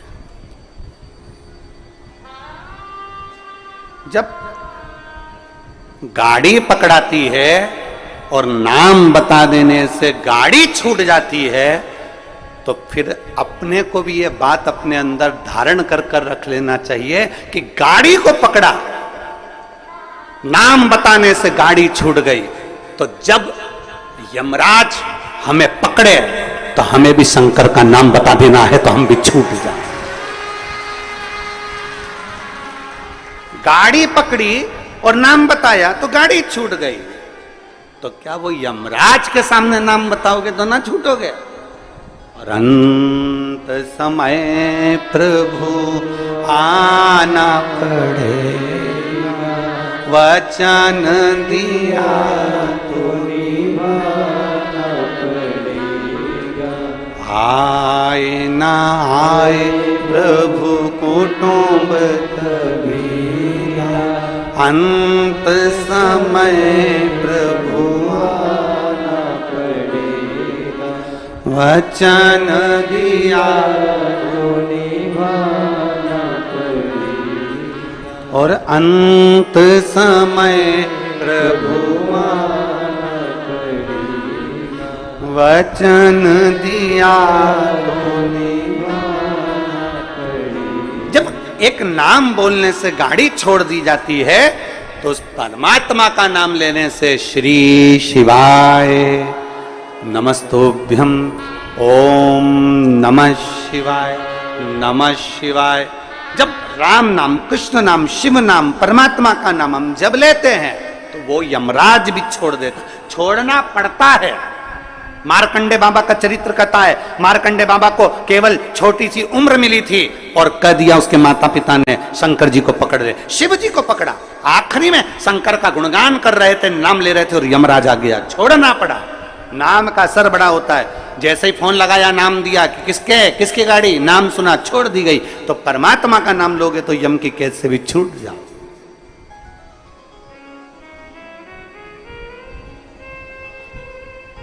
बस नाम की मूलता को पहचान। इसलिए तो तुलसीदास बाबा ने अपने सुंदर वचनों में लिखा, तुलसीदास जी ने अपने वचनों में कहा, कलयुग केवल, जम के बोलो जरा, कलयुग केवल नाम धारा। नाम, उन्होंने कलयुग में यह नहीं कहा कि राम धारा की, कृष्ण धारा की, शिव धारा की, यह धारा। उन्होंने कहा कलयुग केवल नाम धारा। तुम्हारी मर्जी पड़े तो राम बोलो, तुम्हारी मर्जी पड़े कृष्ण बोलो, तुम्हारी मर्जी पड़े शिव बोलो, तुम्हारी मर्जी पड़े दत्त बोलो, तुम्हारी मर्जी पड़े देवी बोलो, तुम्हारी मर्जी पड़े कुल देवता का नाम लो, तुम्हारा जो मन पड़े वो नाम लो। पर कलयुग में नाम जरूर लो, क्योंकि कलयुग का सार तत्व केवल नाम से है, परमात्मा के भजन से। ले आओ जरूर नाम। अब आप और हम नाम का लेते, का दे?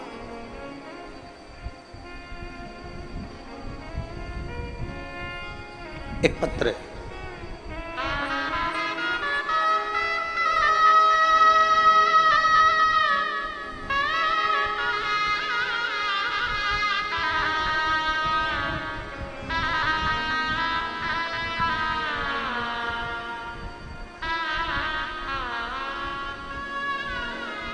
मेरा नाम विमलेश पांडे, मैं कस्बा बेबर की रहने वाली हूँ, जिला मैनपुरी, उत्तर प्रदेश की हूँ। मेरा मोबाइल नंबर ये है, कहीं बैठी हो तो हाथ हिला सकती हैं। मेरा नाम विमलेश पांडे, मैं कस्बा बेबर की रहने वाली हूँ, जिला मैनपुरी, उत्तर प्रदेश। कहीं बैठी हैं, हाथ हिलाओ।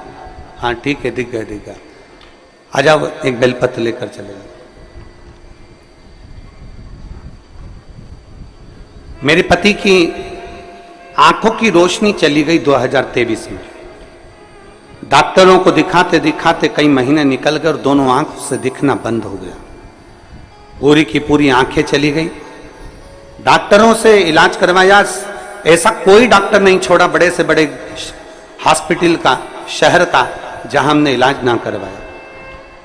और डॉक्टरों ने कहा कि इसमें हमें लगता है कि नसें कुछ चोक हो गई, जिसके कारण बस देखने में नहीं आ रहा। दोनों आंखें चली गई, रोशनी पूरी चली गई, दिखाई देना बंद हो गया। अब करें तो करें क्या? तभी पहली बार आपकी कथा टीवी के माध्यम से श्रवण करी और श्रवण करने के बाद आपने कहा कि 1 लोटा जल शंकर जी को चढ़ाओ और चढ़ा हुआ जल आचमन करो। हम उस जल को आचमन ना करते हुए हमारे पति की आंखों में कपड़े को गीला कर कर वो आंखों पर लगाना प्रारंभ कर दिया। मंदिर से एक बेलपत्र लेकर आते, उस बेलपत्र को पति को खिला देते, जल पति की दोनों आंखों में पट्टी जैसा लगाना प्रारंभ करा। जब डॉक्टरों ने कह दिया इसका कोई भरोसा नहीं है कि कब आएगी, और हमने फिर भगवान शंकर पर भरोसा करना प्रारंभ करा। 1-1.5 महीने तो आंखें नहीं आई, 2 महीना निकल गए, आंखें नहीं आई। तब हमने शिव के मंदिर जाना नहीं छोड़ा, पशुपति व्रत करना नहीं छोड़ा, और बाबा का क्या गुणगान करूं गुरुदेव। फिर हमने विचार करा कि आंख की रोशनी तो आ ही नहीं रही। फिर हमने अपने पति को लेकर सीहोर कुबेरेश्वर धाम पर आ गए, और अपने पति को लेकर यहाँ कुबेरेश्वर धाम पर आए। यहाँ से हमने रुद्राक्ष मांगा और रुद्राक्ष लेकर हम चले गए। तांबे के कलश में उसको गलाते, शिव जी को जल चढ़ाते, वो रुद्राक्ष का जल अपने पति को पिलाते और आंखों में लगाना प्रारंभ करा। आज मेरे पति की ये 2024 में आंखें वापिस आ गई। मैं बाबा को धन्यवाद देने के लिए आई हूं। ये शिव तत्व है, एक शिव और शिव की उदारता।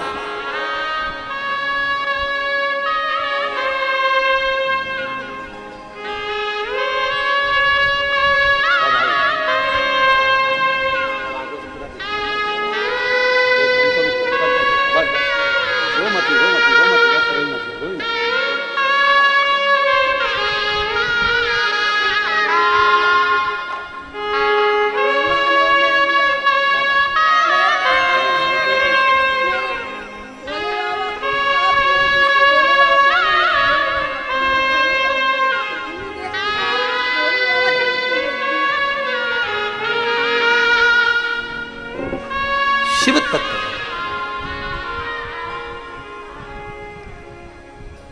डॉक्टरों ने मना कर दिया था कि आंखें वापस नहीं आएगी।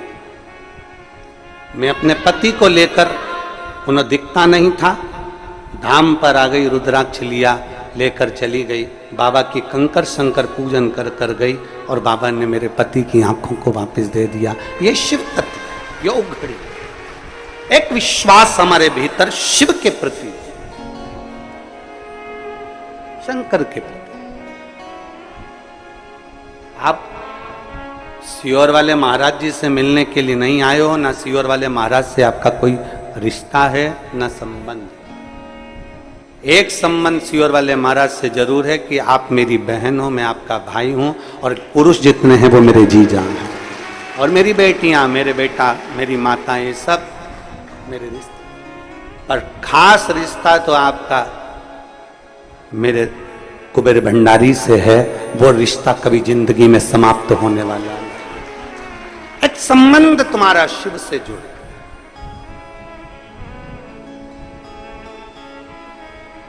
आश्रित हो तो परमात्मा पर, किसी दूसरे पर आश्रित नहीं होना। भरोसा करना तो मेरे देवाधिदेव महादेव पर करना, दूसरे पर कभी भरोसा नहीं। इंसान का करा गया भरोसा टूट जाएगा, पर परमात्मा का करा गया हुआ भरोसा कभी जिंदगी में नहीं टूटता। वो भरोसा अजर और अमर रहता है। आपको लगता होगा कि कोई बहुत पैसे वाला है, बहुत करोड़पति है, बहुत धनपति है, बहुत वैभव है उसके पास में, तो बड़ा सुखी होगा। शिव महापुराण की कथा में माता पार्वती जी ने भगवान शंकर से कहा, भोले बाबा आपका और हमारा विवाह हुआ है। एक लड़की जब किसी लड़के से विवाह करती है, शादी करती है, तो उसके मन में बहुत सारी तमन्नाएं होती है, बहुत सारी आस लगी होती है, बहुत आस रहती है उसकी। एक लड़की जब किसी लड़के से विवाह करती है तो उसके मन में यह आस होती है कि बड़ा घर मिलेगा, परिवार मिलेगा, पति अच्छा मिलेगा, सास ससुर अच्छे मिलेंगे, रिश्तेदार नातेदार अच्छे मिलेंगे, मैं जिस घर में ब्याह कर जाऊंगी मां भोजन की कोई कमी नहीं होगी, मेरे रहने के लिए अच्छा कमरा, अच्छा भवन, सब कुछ मिलेगा, बड़ा बंगला, बड़ा महल मिलेगा। पर भोले बाबा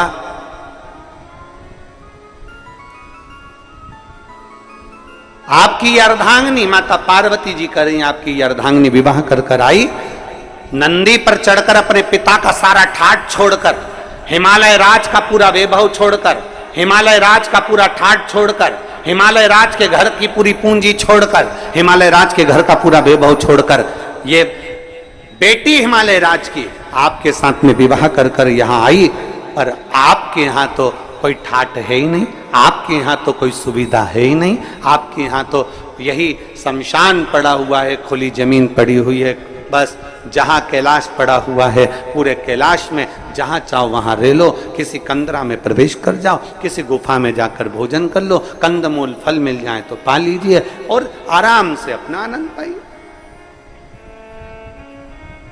पूछा मेरे भोलेनाथ ने, पार्वती क्या चाहती हो, तुम चाहती क्या? पार्वती जी ने कहा, प्रभु कोई सुविधा तो होना चाहिए ना।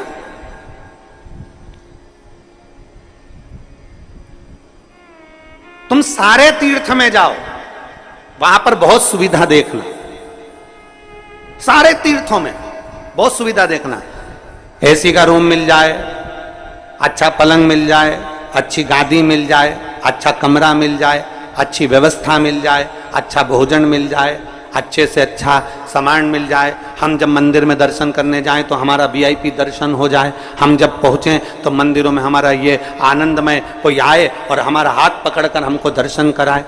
सब मंदिरों में तुम्हारे लिए वीआईपी व्यवस्था हो सकती है, सारे तीर्थों में तुम्हारे लिए वीआईपी व्यवस्था हो सकती है, सारी सुविधा तुम्हें वहां मिल सकती है। पर कुबेरेश्वर धाम जब भी आना तो ये मत सोच कर आना कि यहाँ सारी सुविधा मिलेगी, क्योंकि जहां सुविधा होती है वहीं दुविधा होती है, यहाँ सुविधा है जैसी वैसे प्राप्त हो जाती है। अधिक सुविधा में दुविधा होती है। यहां तो भोजन भी आपको बनाना है और खाना भी, अरे बोलो तो जम के, आपको ही है। कद्दू भी आपको ही काटना है और बनाना भी आपको ही है, रोटी भी आपको सेकना है और खाना भी आपको ही है, खिचड़ी भी आपको बनाना है, चावल बीनना भी आपको ही है, सब्जी काटना भी आपको ही है। और अंदर यही होता है, आप में से कई माताएं, कई भाई, कई बहन, कई बेटियां, कई बेटे आते हैं, सेवा करते हैं और कद्दू काट रहे हैं, सब्जी काट रहे हैं, कहीं रोटियां बना रहे हैं, कहीं कोई सेवा कर रहा है, कोई झाड़ू लगा रहा है, कोई मालूम पड़े नुक्ती तल रहा है, कोई मिक्सचर तल रहा है। हमारी भोजनशाला में एक भी हलवाई नहीं है, हमारी भोजनशाला में केवल आप आते हो, भोजन बनाते हो और चले जाते। जितने हो आप आते हो, भोजन बनाते हो, चले जाते। आप में से कोई बाहर से आता है, वो कह देता है कि हम भोजन बनाना जानते हैं, उनको बिठा देते हैं कि तुम नुक्ती तल लो। आप में से कोई आके कहता है हाँ हम तलना जानते, तो उसको मिक्सचर बनाने बिठा देते हैं।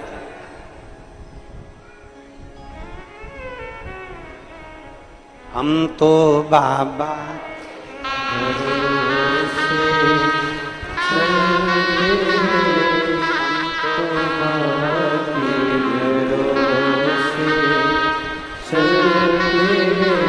अगर सुविधा चाहिए तो यहां सुविधा नहीं, क्योंकि सुविधा जिसके पास में बहुत होती है, बहुत वीआईपी कल्चर में जो रहता है, बाद में वही दुविधा में रहता है। क्योंकि मालूम पड़े दरवाजे पर 4 लोग आए और निकल कर तुम दूध तक लेने ना जाओ, किसी को पानी पिलाने ना जाओ, तो घुटने में धीरे धीरे जंग लग जाती है, कमर में जंग लग जाती है, चलते नहीं बनता, फिरते नहीं बनता, काम नहीं बनता। आप में से ये जितने जजमान परिवार बैठे हैं, इसमें एक मुंबई का पंचाल परिवार भी बैठा हुआ है, खड़े हो जरा।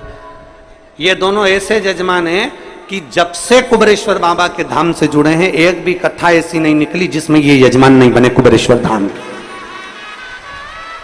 और इन दोनों की आदत ऐसी है कि जैसे ही श्री शिवाय नमस्तुभ्यम बोलने का नंबर आएगा, ये दोनों जमीन पर बैठ जाएंगे और बाबा से विनती एक ही चीज की करते हैं, अगली कथा जब भी हो, बस बाबा अगला जजमान फिर तुझे बनाना। ये सोफे पर बैठ के, पलंग पे बैठकर श्री शिवाय नमस्तुभ्यम बोलते ही नहीं है, ये दोनों नीचे बैठेंगे जमीन, दोनों जमीन पर। दोनों के पांव में प्रॉब्लम है, दोनों के पांव में दिक्कत, पर जितनी देर 5 बार हम 7 बार जो हम श्री शिवाय नमस्तुभ्यम व्यासपीठ से बोलते हैं, तब ये कहीं पर खड़े भी होते हैं ना तो जमीन पर बैठ के बोलना चालू कर देते हैं। तो हमने इनसे एक दो बार पूछा भी, तुमको मिलता क्या है ऐसा? तो क्या इस भूमि में कुछ चुंबक है, नीचे बैठकर जब बोला जाता है और बाबा से मांगा जाता है तो वो वापस खींच कर बुला लेता है। चुंबक।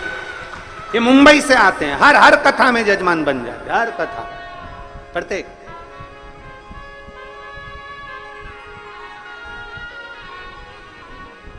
यहां सुविधा नहीं है। जिसको बहुत सारा राजसी ठाट चाहिए हो तो वो अपने घर से, अगर किसी को लगता हो कि हाँ हमको ये वीआईपी व्यवस्था चाहिए, तो अपने घर से एक बढ़िया गाड़ी तैयार करे, उसमें पूरी व्यवस्था लेकर पहुंचे। पर बाबा के यहाँ पर तो केवल एक चीज मिलती है, यहाँ कंकर और शंकर के सिवा कुछ नहीं मिलेगा। केवल कंकर शंकर, केवल कंकर शंकर। जमीन पर सोगे, अपनी पन्नी बिछाओ, अपनी दरी बिछाओ, अपना ओढ़ो, अपना सो, क्योंकि आपका अपना ये कथा का पंडाल नहीं होता। ये कथा का पंडाल नहीं है। जब आप बाबा के धाम पर कथा सुनने के लिए आते हो तो हम तो ये मानते हैं कि जैसे कोई पूर्व के समय में तीर्थ करने जाते थे, अपनी दरी, अपना सामान, अपना बर्तन लेकर जाते थे और बैठकर तीर्थ करते थे, बस बाबा के धाम में वैसे आओ, अपना तीर्थ करो, अपना आनंद करो, बाबा से गुणगान गाओ और बाबा से प्रार्थना करो और चले जाओ। फिर वो धीरे धीरे धीरे धीरे धीरे धीरे तुमको कैसे बुलाएगा, कितने ठाठ से बुलाएगा, ये उसके ऊपर निर्भर कर। कितने ठाठ से बुलाएगा ये उसके, जैसे भी आदरणीय विधायक महोदय कह रहे थे, पहले हम आए ट्रेन से, ऑटो से, फिर बस से, फिर गाड़ी से, फिर बाबा ने कृपा कर बुलाया। ये शिव भक्ति है। वो कैसे बुलाएगा वो आपके ऊपर निर्भर करता। आप में से कई माताएं ऐसी बैठी है जो एक बार नहीं कई बार बाबा के धाम आ चुकी है, हर 2-3 महीने में आ जाती, हर 1 महीने में पहुंच जाती, बाबा के धाम पर आकर अपनी सेवा करी, चाकरी करी, झाड़ू लगाया, पोछा लगाया, बर्तन भांडा साफ करा और बाबा से विनती करी, हम तो बाबा के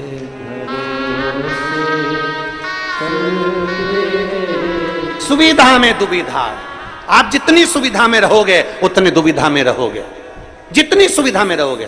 तुम देखो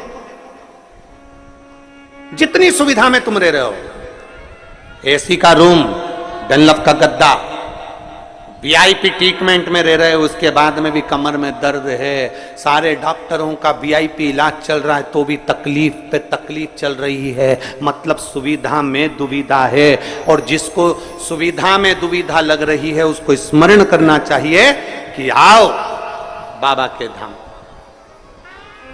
थोड़ी मेहनत करो, थोड़ा परिश्रम करो, मेहनत। और जब हम बाबा के धाम में आकर थोड़ा सा परिश्रम करते हैं, बाबा से अपने दिल की बात कहीं बैठकर 108 बार श्री शिवा नमस्तुभ्यम जब हम कहते हैं, बाबा उसको स्वीकार कर लेता है। एक पत्र है,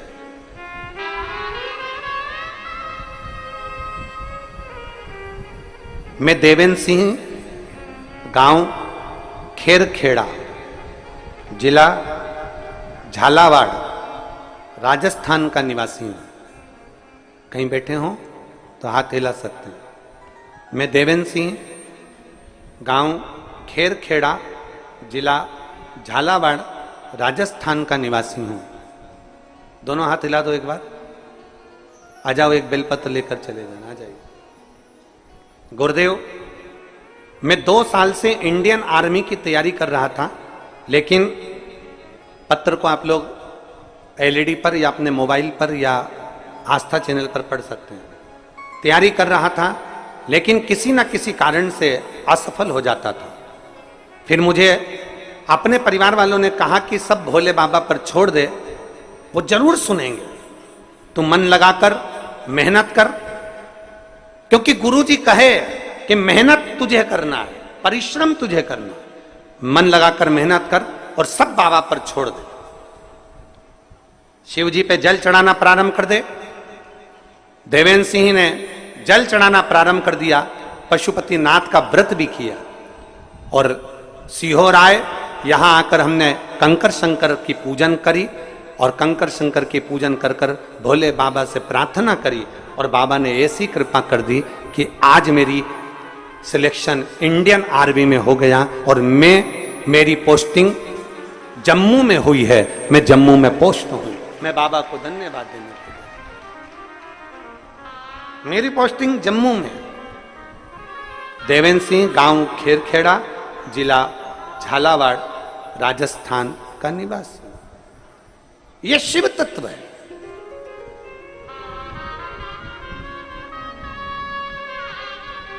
बस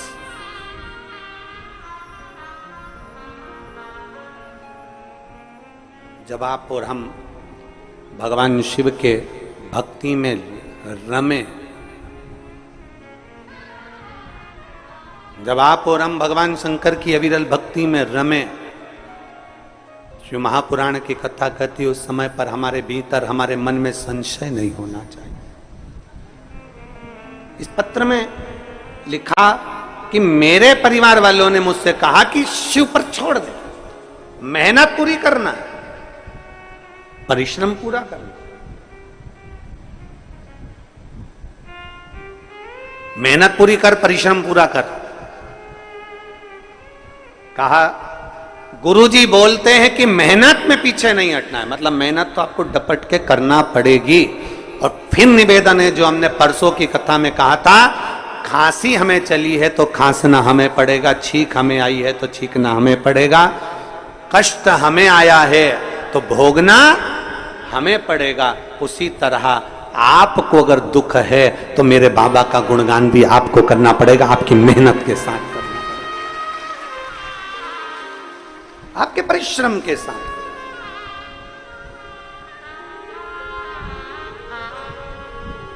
वो कल परसों 2 दिन पहले बोला था, थोड़ी मेहनत हाथ की, बाकी कृपा भोले नाथ।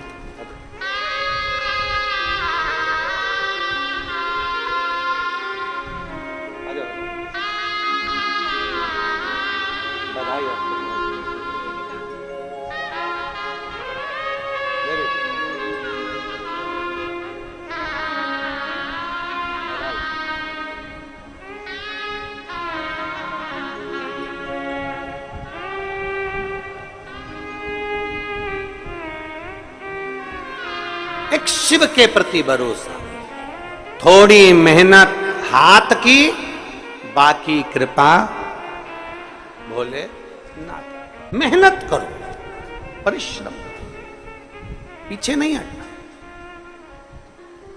कोई तुमसे कह दे कि तेरे बस का नहीं है, कोई तुमसे कह दे कि तू नहीं कर सकता,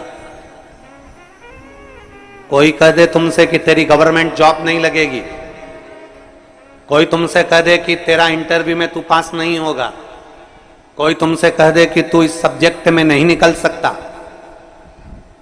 कोई तुमसे कह दे कि तू सीए नहीं बन सकता, तब उसको एक बार शिव महापुराण की कथा सुनने का मौका देना और उससे कहना कि इतनी मेहनत कर, दुनिया की चुनौती को अपने दिल में रख और चुनौती को दिल में रखकर उसको उस मेहनत के बल पर आगे बढ़कर नौकरी लगाकर अपनी मेहनत कर। कैसे नहीं होगा जी, कैसे नहीं? हार किसकी होती है? जो मेहनत ही नहीं करता। हार किसकी है? जो मेहनत ही नहीं करता। दुकान खोल कर बैठ गया, उसके बाद मन ही नहीं लग रहा क्योंकि इसमें व्यापार अच्छा नहीं चलेगा, व्यापार अच्छा नहीं चल रहा, व्यापार अच्छा नहीं चल रहा, क्योंकि तेरी रुचि नहीं है ना, तो उसमें संघर्ष ही नहीं कर रहा, तो उसमें मेहनत ही नहीं कर रहा।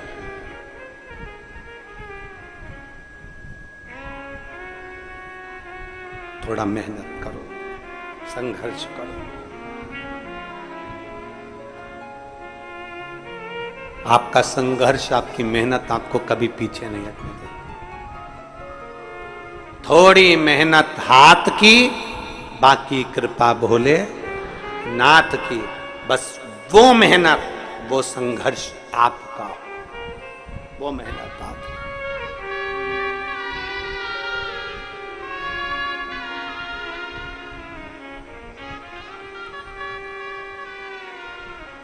और महाराज जब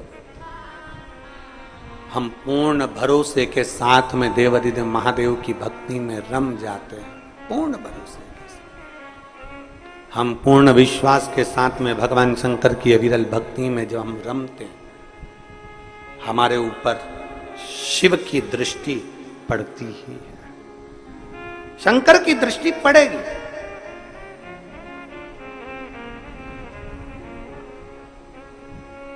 आप इतनी सारी माताएं बैठी हैं, आपके साथ अगर कोई बच्चा आया होगा ना, वो बच्चा जहां खेल रहा होगा ना, माँ कथा भी सुन रही होगी ना, तो उसका ध्यान अपने बच्चे पर जरूर होगा। बोलो तो जरा सही है कि गलत है?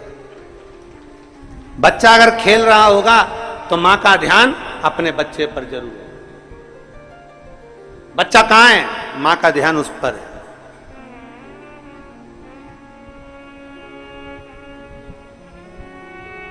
अपने बच्चे पर मां का ध्यान बना रहता है, अपने बच्चे पर पिता का ध्यान बना रहता है, उसी तरह एक लोटा जल चढ़ाने वाले पर मेरे शंकर का ध्यान बना रहता है, बना रहता है। आप शिव के मंदिर में एक लोटा जल चढ़ाने जा रहे हो, शंकर का ध्यान आप पर है, भगवान शंकर का ध्यान आप पर। आप शिव कथा सुन रहे हो, भगवान शंकर का ध्यान आप पर है। सबसे बड़ी भक्ति कौन सी है? मां शबरी अम्बा ने पूछ लिया राम जी से, नवदा भक्ति में सर्वश्रेष्ठ भक्ति कौन सी? नवदा भक्ति में सबसे प्रबल भक्ति कौन सी? नवदा भक्ति में सबसे श्रेष्ठ भक्ति कौन सी है? तो भगवान राम ने कह दिया श्रवणम। नवदा भक्ति में सबसे बड़ी भक्ति है भगवान की कथा को सुनना। जब हम कथा सुनते हैं, परमात्मा कानों के रास्ते से दिल में जाकर बैठ जाता है, हमारा विश्वास पक्का हो जाता है और हमारा दुख अपने आप मिट जाता है। श्रवणम सबसे प्रबल भक्ति है, श्रवणम सारी भक्तियों में श्रेष्ठ भक्ति है श्रवण करना, सुन लेना। और आज के जमाने में सुनने की तो आदत नहीं है महाराज। आज के जमाने में सास कह दिए हम किसी की नहीं सुनेंगे, बहू कह देती है हम भी किसी की नहीं सुनेंगे, बेटा कह देता है मैं किसी की नहीं सुनूंगा, बाप कह देता है मैं किसी की नहीं सुनूंगा, भाई कह देता है मैं किसी की नहीं सुनूंगा, पोता पोती कह देते हैं हम किसी की नहीं सुनेंगे। तो क्या सीओर वाला महाराज सुनेगा?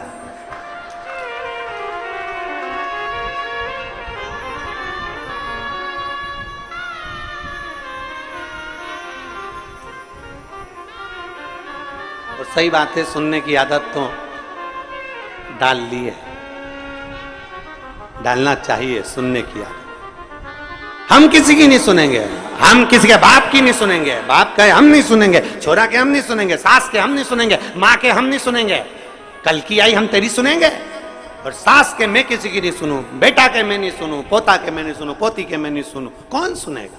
आज के समय में कोई सुनना नहीं चाहता। तो यहाँ राम जी कह रहे हैं सबरी अम्बा को सर्वप्रथम भक्ति, सबसे श्रेष्ठ भक्ति, सारी भक्तियों में श्रेष्ठ भक्ति है श्रवणम, कथा को सुनना, बातों को सुनना, श्रवण करना और अपने अंदर उतारना। ये श्रेष्ठ भक्ति है। जिसने कथा को सुनना प्रारंभ कर दिया, जिसने कथा में दिल लगाना प्रारंभ कर दिया, कथा को सुनते सुनते उसके अंदर विश्वास पक्का हो गया, तो उसके अंदर इतना विल पावर आ जाता है, इतना बल आ जाता है कि वो आखिरी में जीत ही जाता है, वो हारता नहीं।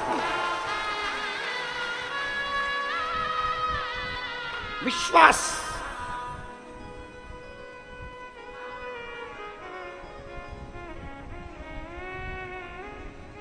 सुनो। और बहुत अच्छा लगता है, देखिए सुनने में जो सुख है ना, वो कहीं सुख नहीं है। श्रवण करने अंदर विश्वास की जागरूकता उत्पन्न होती है।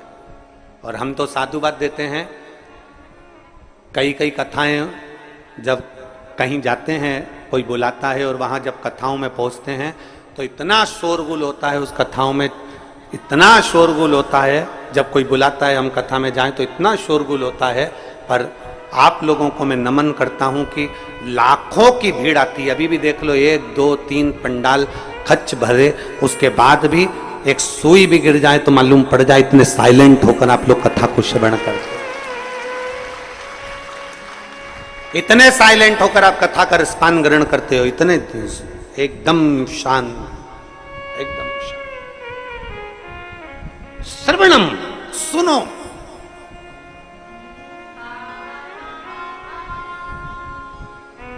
जितना सुन सकते हो सुनो। जब आप सावन के महीने में 2 लोटा जल महादेव जी को चढ़ाने के लिए जाओ, तब 3 चीजें अपने अंदर धारण करना। पहले नंबर का तो 2 लोटा जल जब घर से लेकर जाओ तो जरूरी नहीं कि दोनों हाथों में लेकर जाओ, एक लोटे के ऊपर दूसरा लोटा रखकर दूसरा हाथ से अगर कोई काम हो, पल्लू लेना हो या कोई कार्य हो तो कर सकते हो। नहीं तो तुम 2 लोटा हाथ में रख लो और पल्लू डाल देना सिर पे, जरा सिर पे पल्लू। अब वो तुम्हारा लोटा हाथ में, वो बेचारा वो भेरू पल्लू रख, ठीक है, थोड़ा और खींचो ये बाजू का, तो पल्लू वो भेरू ने और खींचा है, ठीक है, ये पल्लू मारा मुंडा में दे दो, अब ठीक है।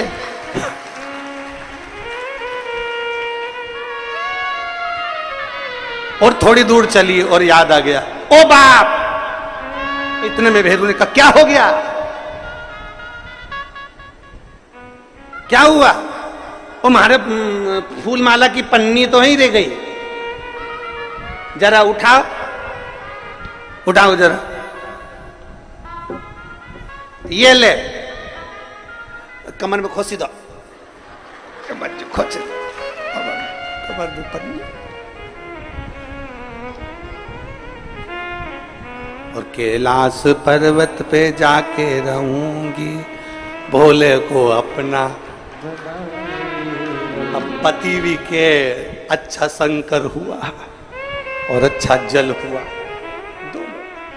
निवेदन है अगर 2 लोटा हाथ में ना तो एक के ऊपर एक लोटा रखकर भगवान की भक्ति धारण करते हुए 3 चीजों में एक चीज जल 2 लोटा, दूसरा श्री शिवाय नमस्तुभ्यम का जाप पूरे सावन के महीने में से कम 5 दिन ऐसे निकालना कि बेलपत्री के पेड़ की छांव में बैठकर हम श्री शिवाय नमस्तुभ्यम की कम से कम 1 माला जरूर कर लें, जरूर। और मान लो अगर बेलपत्री का पेड़ नहीं मिले, तुम्हारे आसपास में नहीं मिले, तो फिर एक काम करना, शंकर जी के मंदिर की बेलपत्र मिली जाए, उसको सिर पे, हमारे यहाँ कहते हैं आंवले के वृक्ष का जब आंवला नोमी आती है ना, तो आंवला नोमी आती है और आंवले के पेड़ के नीचे जाकर भोजन नहीं कर सकते, आंवले के वृक्ष के नीचे नहीं जा सकते, तो आंवले के वृक्ष की पत्ती को सिर पे रख के भोजन कर लो, तो कहते हैं कि हजारों अश्वमेध यज्ञ के पुण्य के बराबर, भंडारे के बराबर भोजन प्राप्त हो जाता है। आंवले के वृक्ष की पत्ती, तो वो बेलपत्र भी मस्तक पर बाबा को प्रणाम कर कर फिर वही बेलपत्र का आनंद करते हुए भाव से उस बेलपत्र को मात्र शीश से लगाई लिया ना, मस्तक पर चढ़ाई लिया ना, तो भी भगवान की अविरल भक्ति प्राप्त हो सकती, अविरल। और मान लो बेलपत्र भी ना मिले तो बेलपत्री के वृक्ष की थोड़ी सी मिट्टी अपने मस्तिष्क पर लगाकर मस्तक पर चढ़ाकर भी हम जाप कर सकते हैं। बेलपत्र के वृक्ष की मिट्टी का भी चंदन हम लगा सकते, चंदन। हमने एक बार पहले –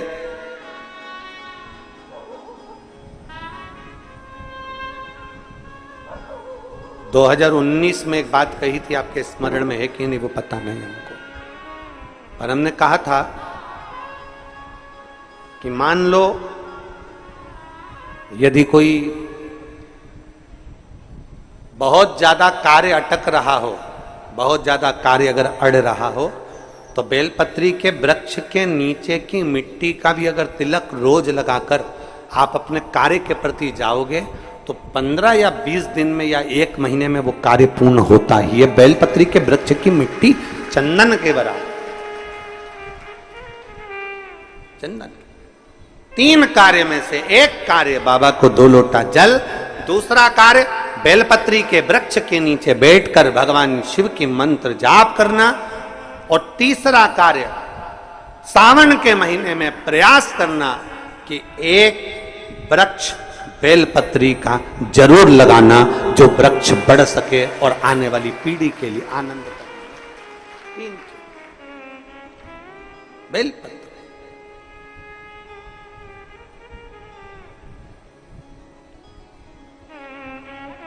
शिव का नाम लेकर, भगवान शंकर की स्तुति कर कर शिव के करीब,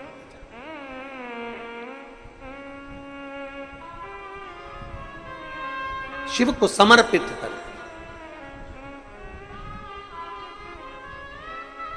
भाव से ये भाव रखकर लगाना कि हम जिंदा हैं तो बेलपत्री का पत्ता, बेलपत्र हम भगवान शिव को चढ़ा रहे हैं, बेलपत्र हम शंकर को चढ़ा रहे हैं।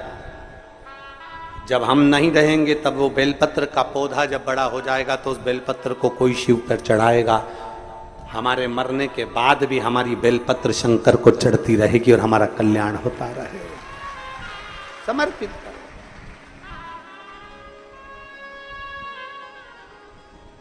बाबा को समर्पित। 3 चीजें, एक सावन के महीने में 2 लोटा, जम के बोलो जरा, जल, सारी समस्या का हल। दूसरा, बेलपत्र के वृक्ष के नीचे श्री शिवाय नमस्तुभ्यं, या पंचाक्षर मंत्र नमः शिवाय, या षडाक्षर मंत्र ओम नमः शिवाय। परंतु पुरुष और स्त्री दोनों पंचाक्षर और षडाक्षर मंत्र को जरा समझना। अगर पुरुष नमः शिवाय ओम नमः शिवाय मंत्र का जाप कर रहा है तो पुरुष सीधे चालू करेगा षडाक्षर मंत्र से, ओम नमः शिवाय ओम नमः शिवाय। पर स्त्री जब भी मंत्र का जाप करेगी तो पंचाक्षर से चालू कर कर षडाक्षर पर पहुंचेगी। कहां से चालू करेगी? हमने पहले भी कथा में बताया। कहां से?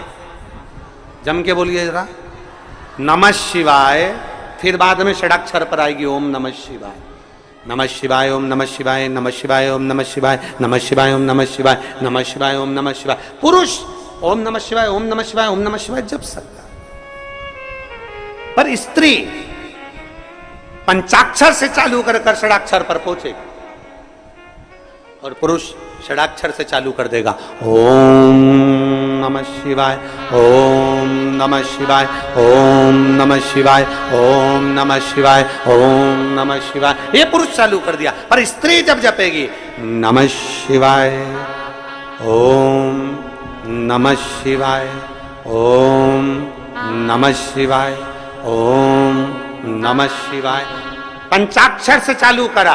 कहां से चालू करा?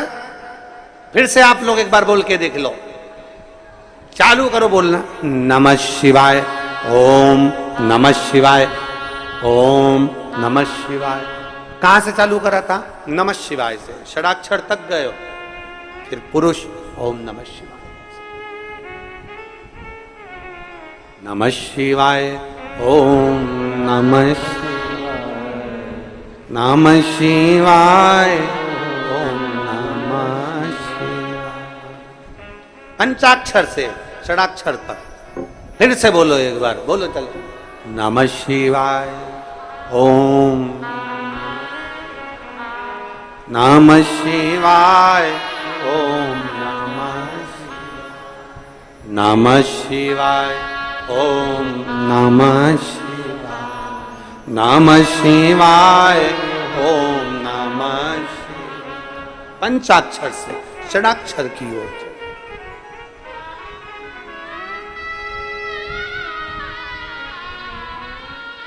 पार्वती मैया शिव जी के साथ में विराजी,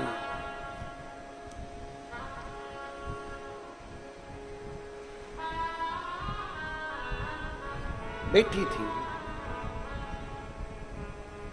भगवान शंकर के तेज पुंज गंगा जी के जल में चला जाता है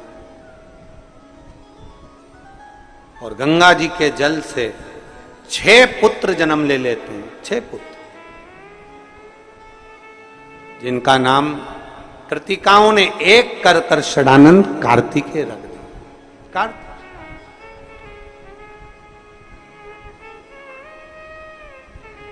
षडानंद कार्तिकेय जी जब माता पार्वती जी के पास में आए और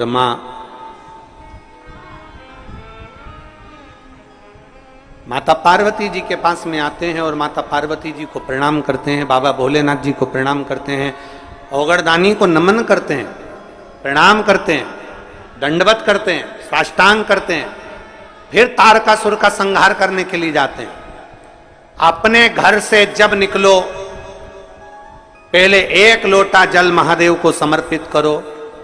घर में जो बुजुर्ग हैं, बड़े हैं, उनके चरण छुओ। माता पिता भाई भाभी जो घर में बड़े हैं उनके चरण छुओ। क्यों?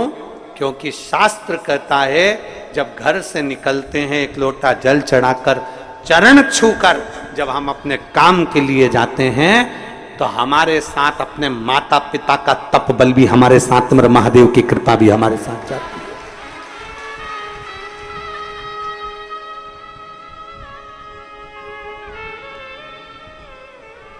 तप बल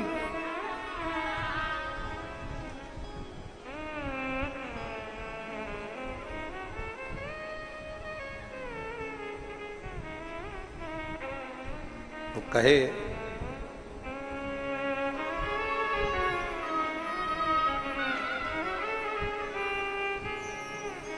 महाराज अपनी किस्मत का ताला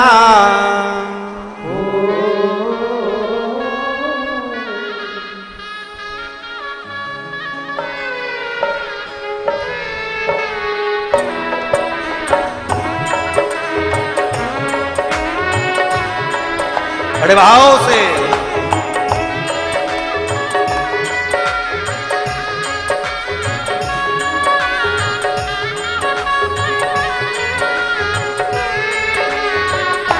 हो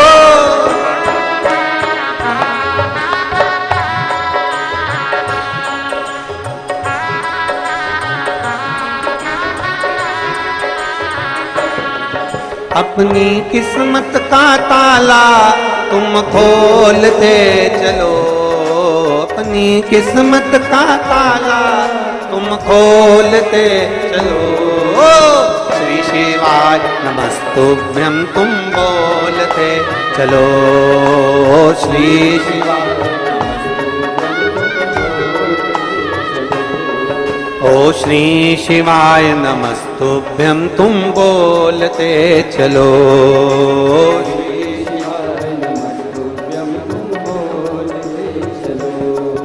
अपनी किस्मत का ताला हो, अपनी किस्मत का ताला हो, अपनी किस्मत का ताला तुम खोलते चलो।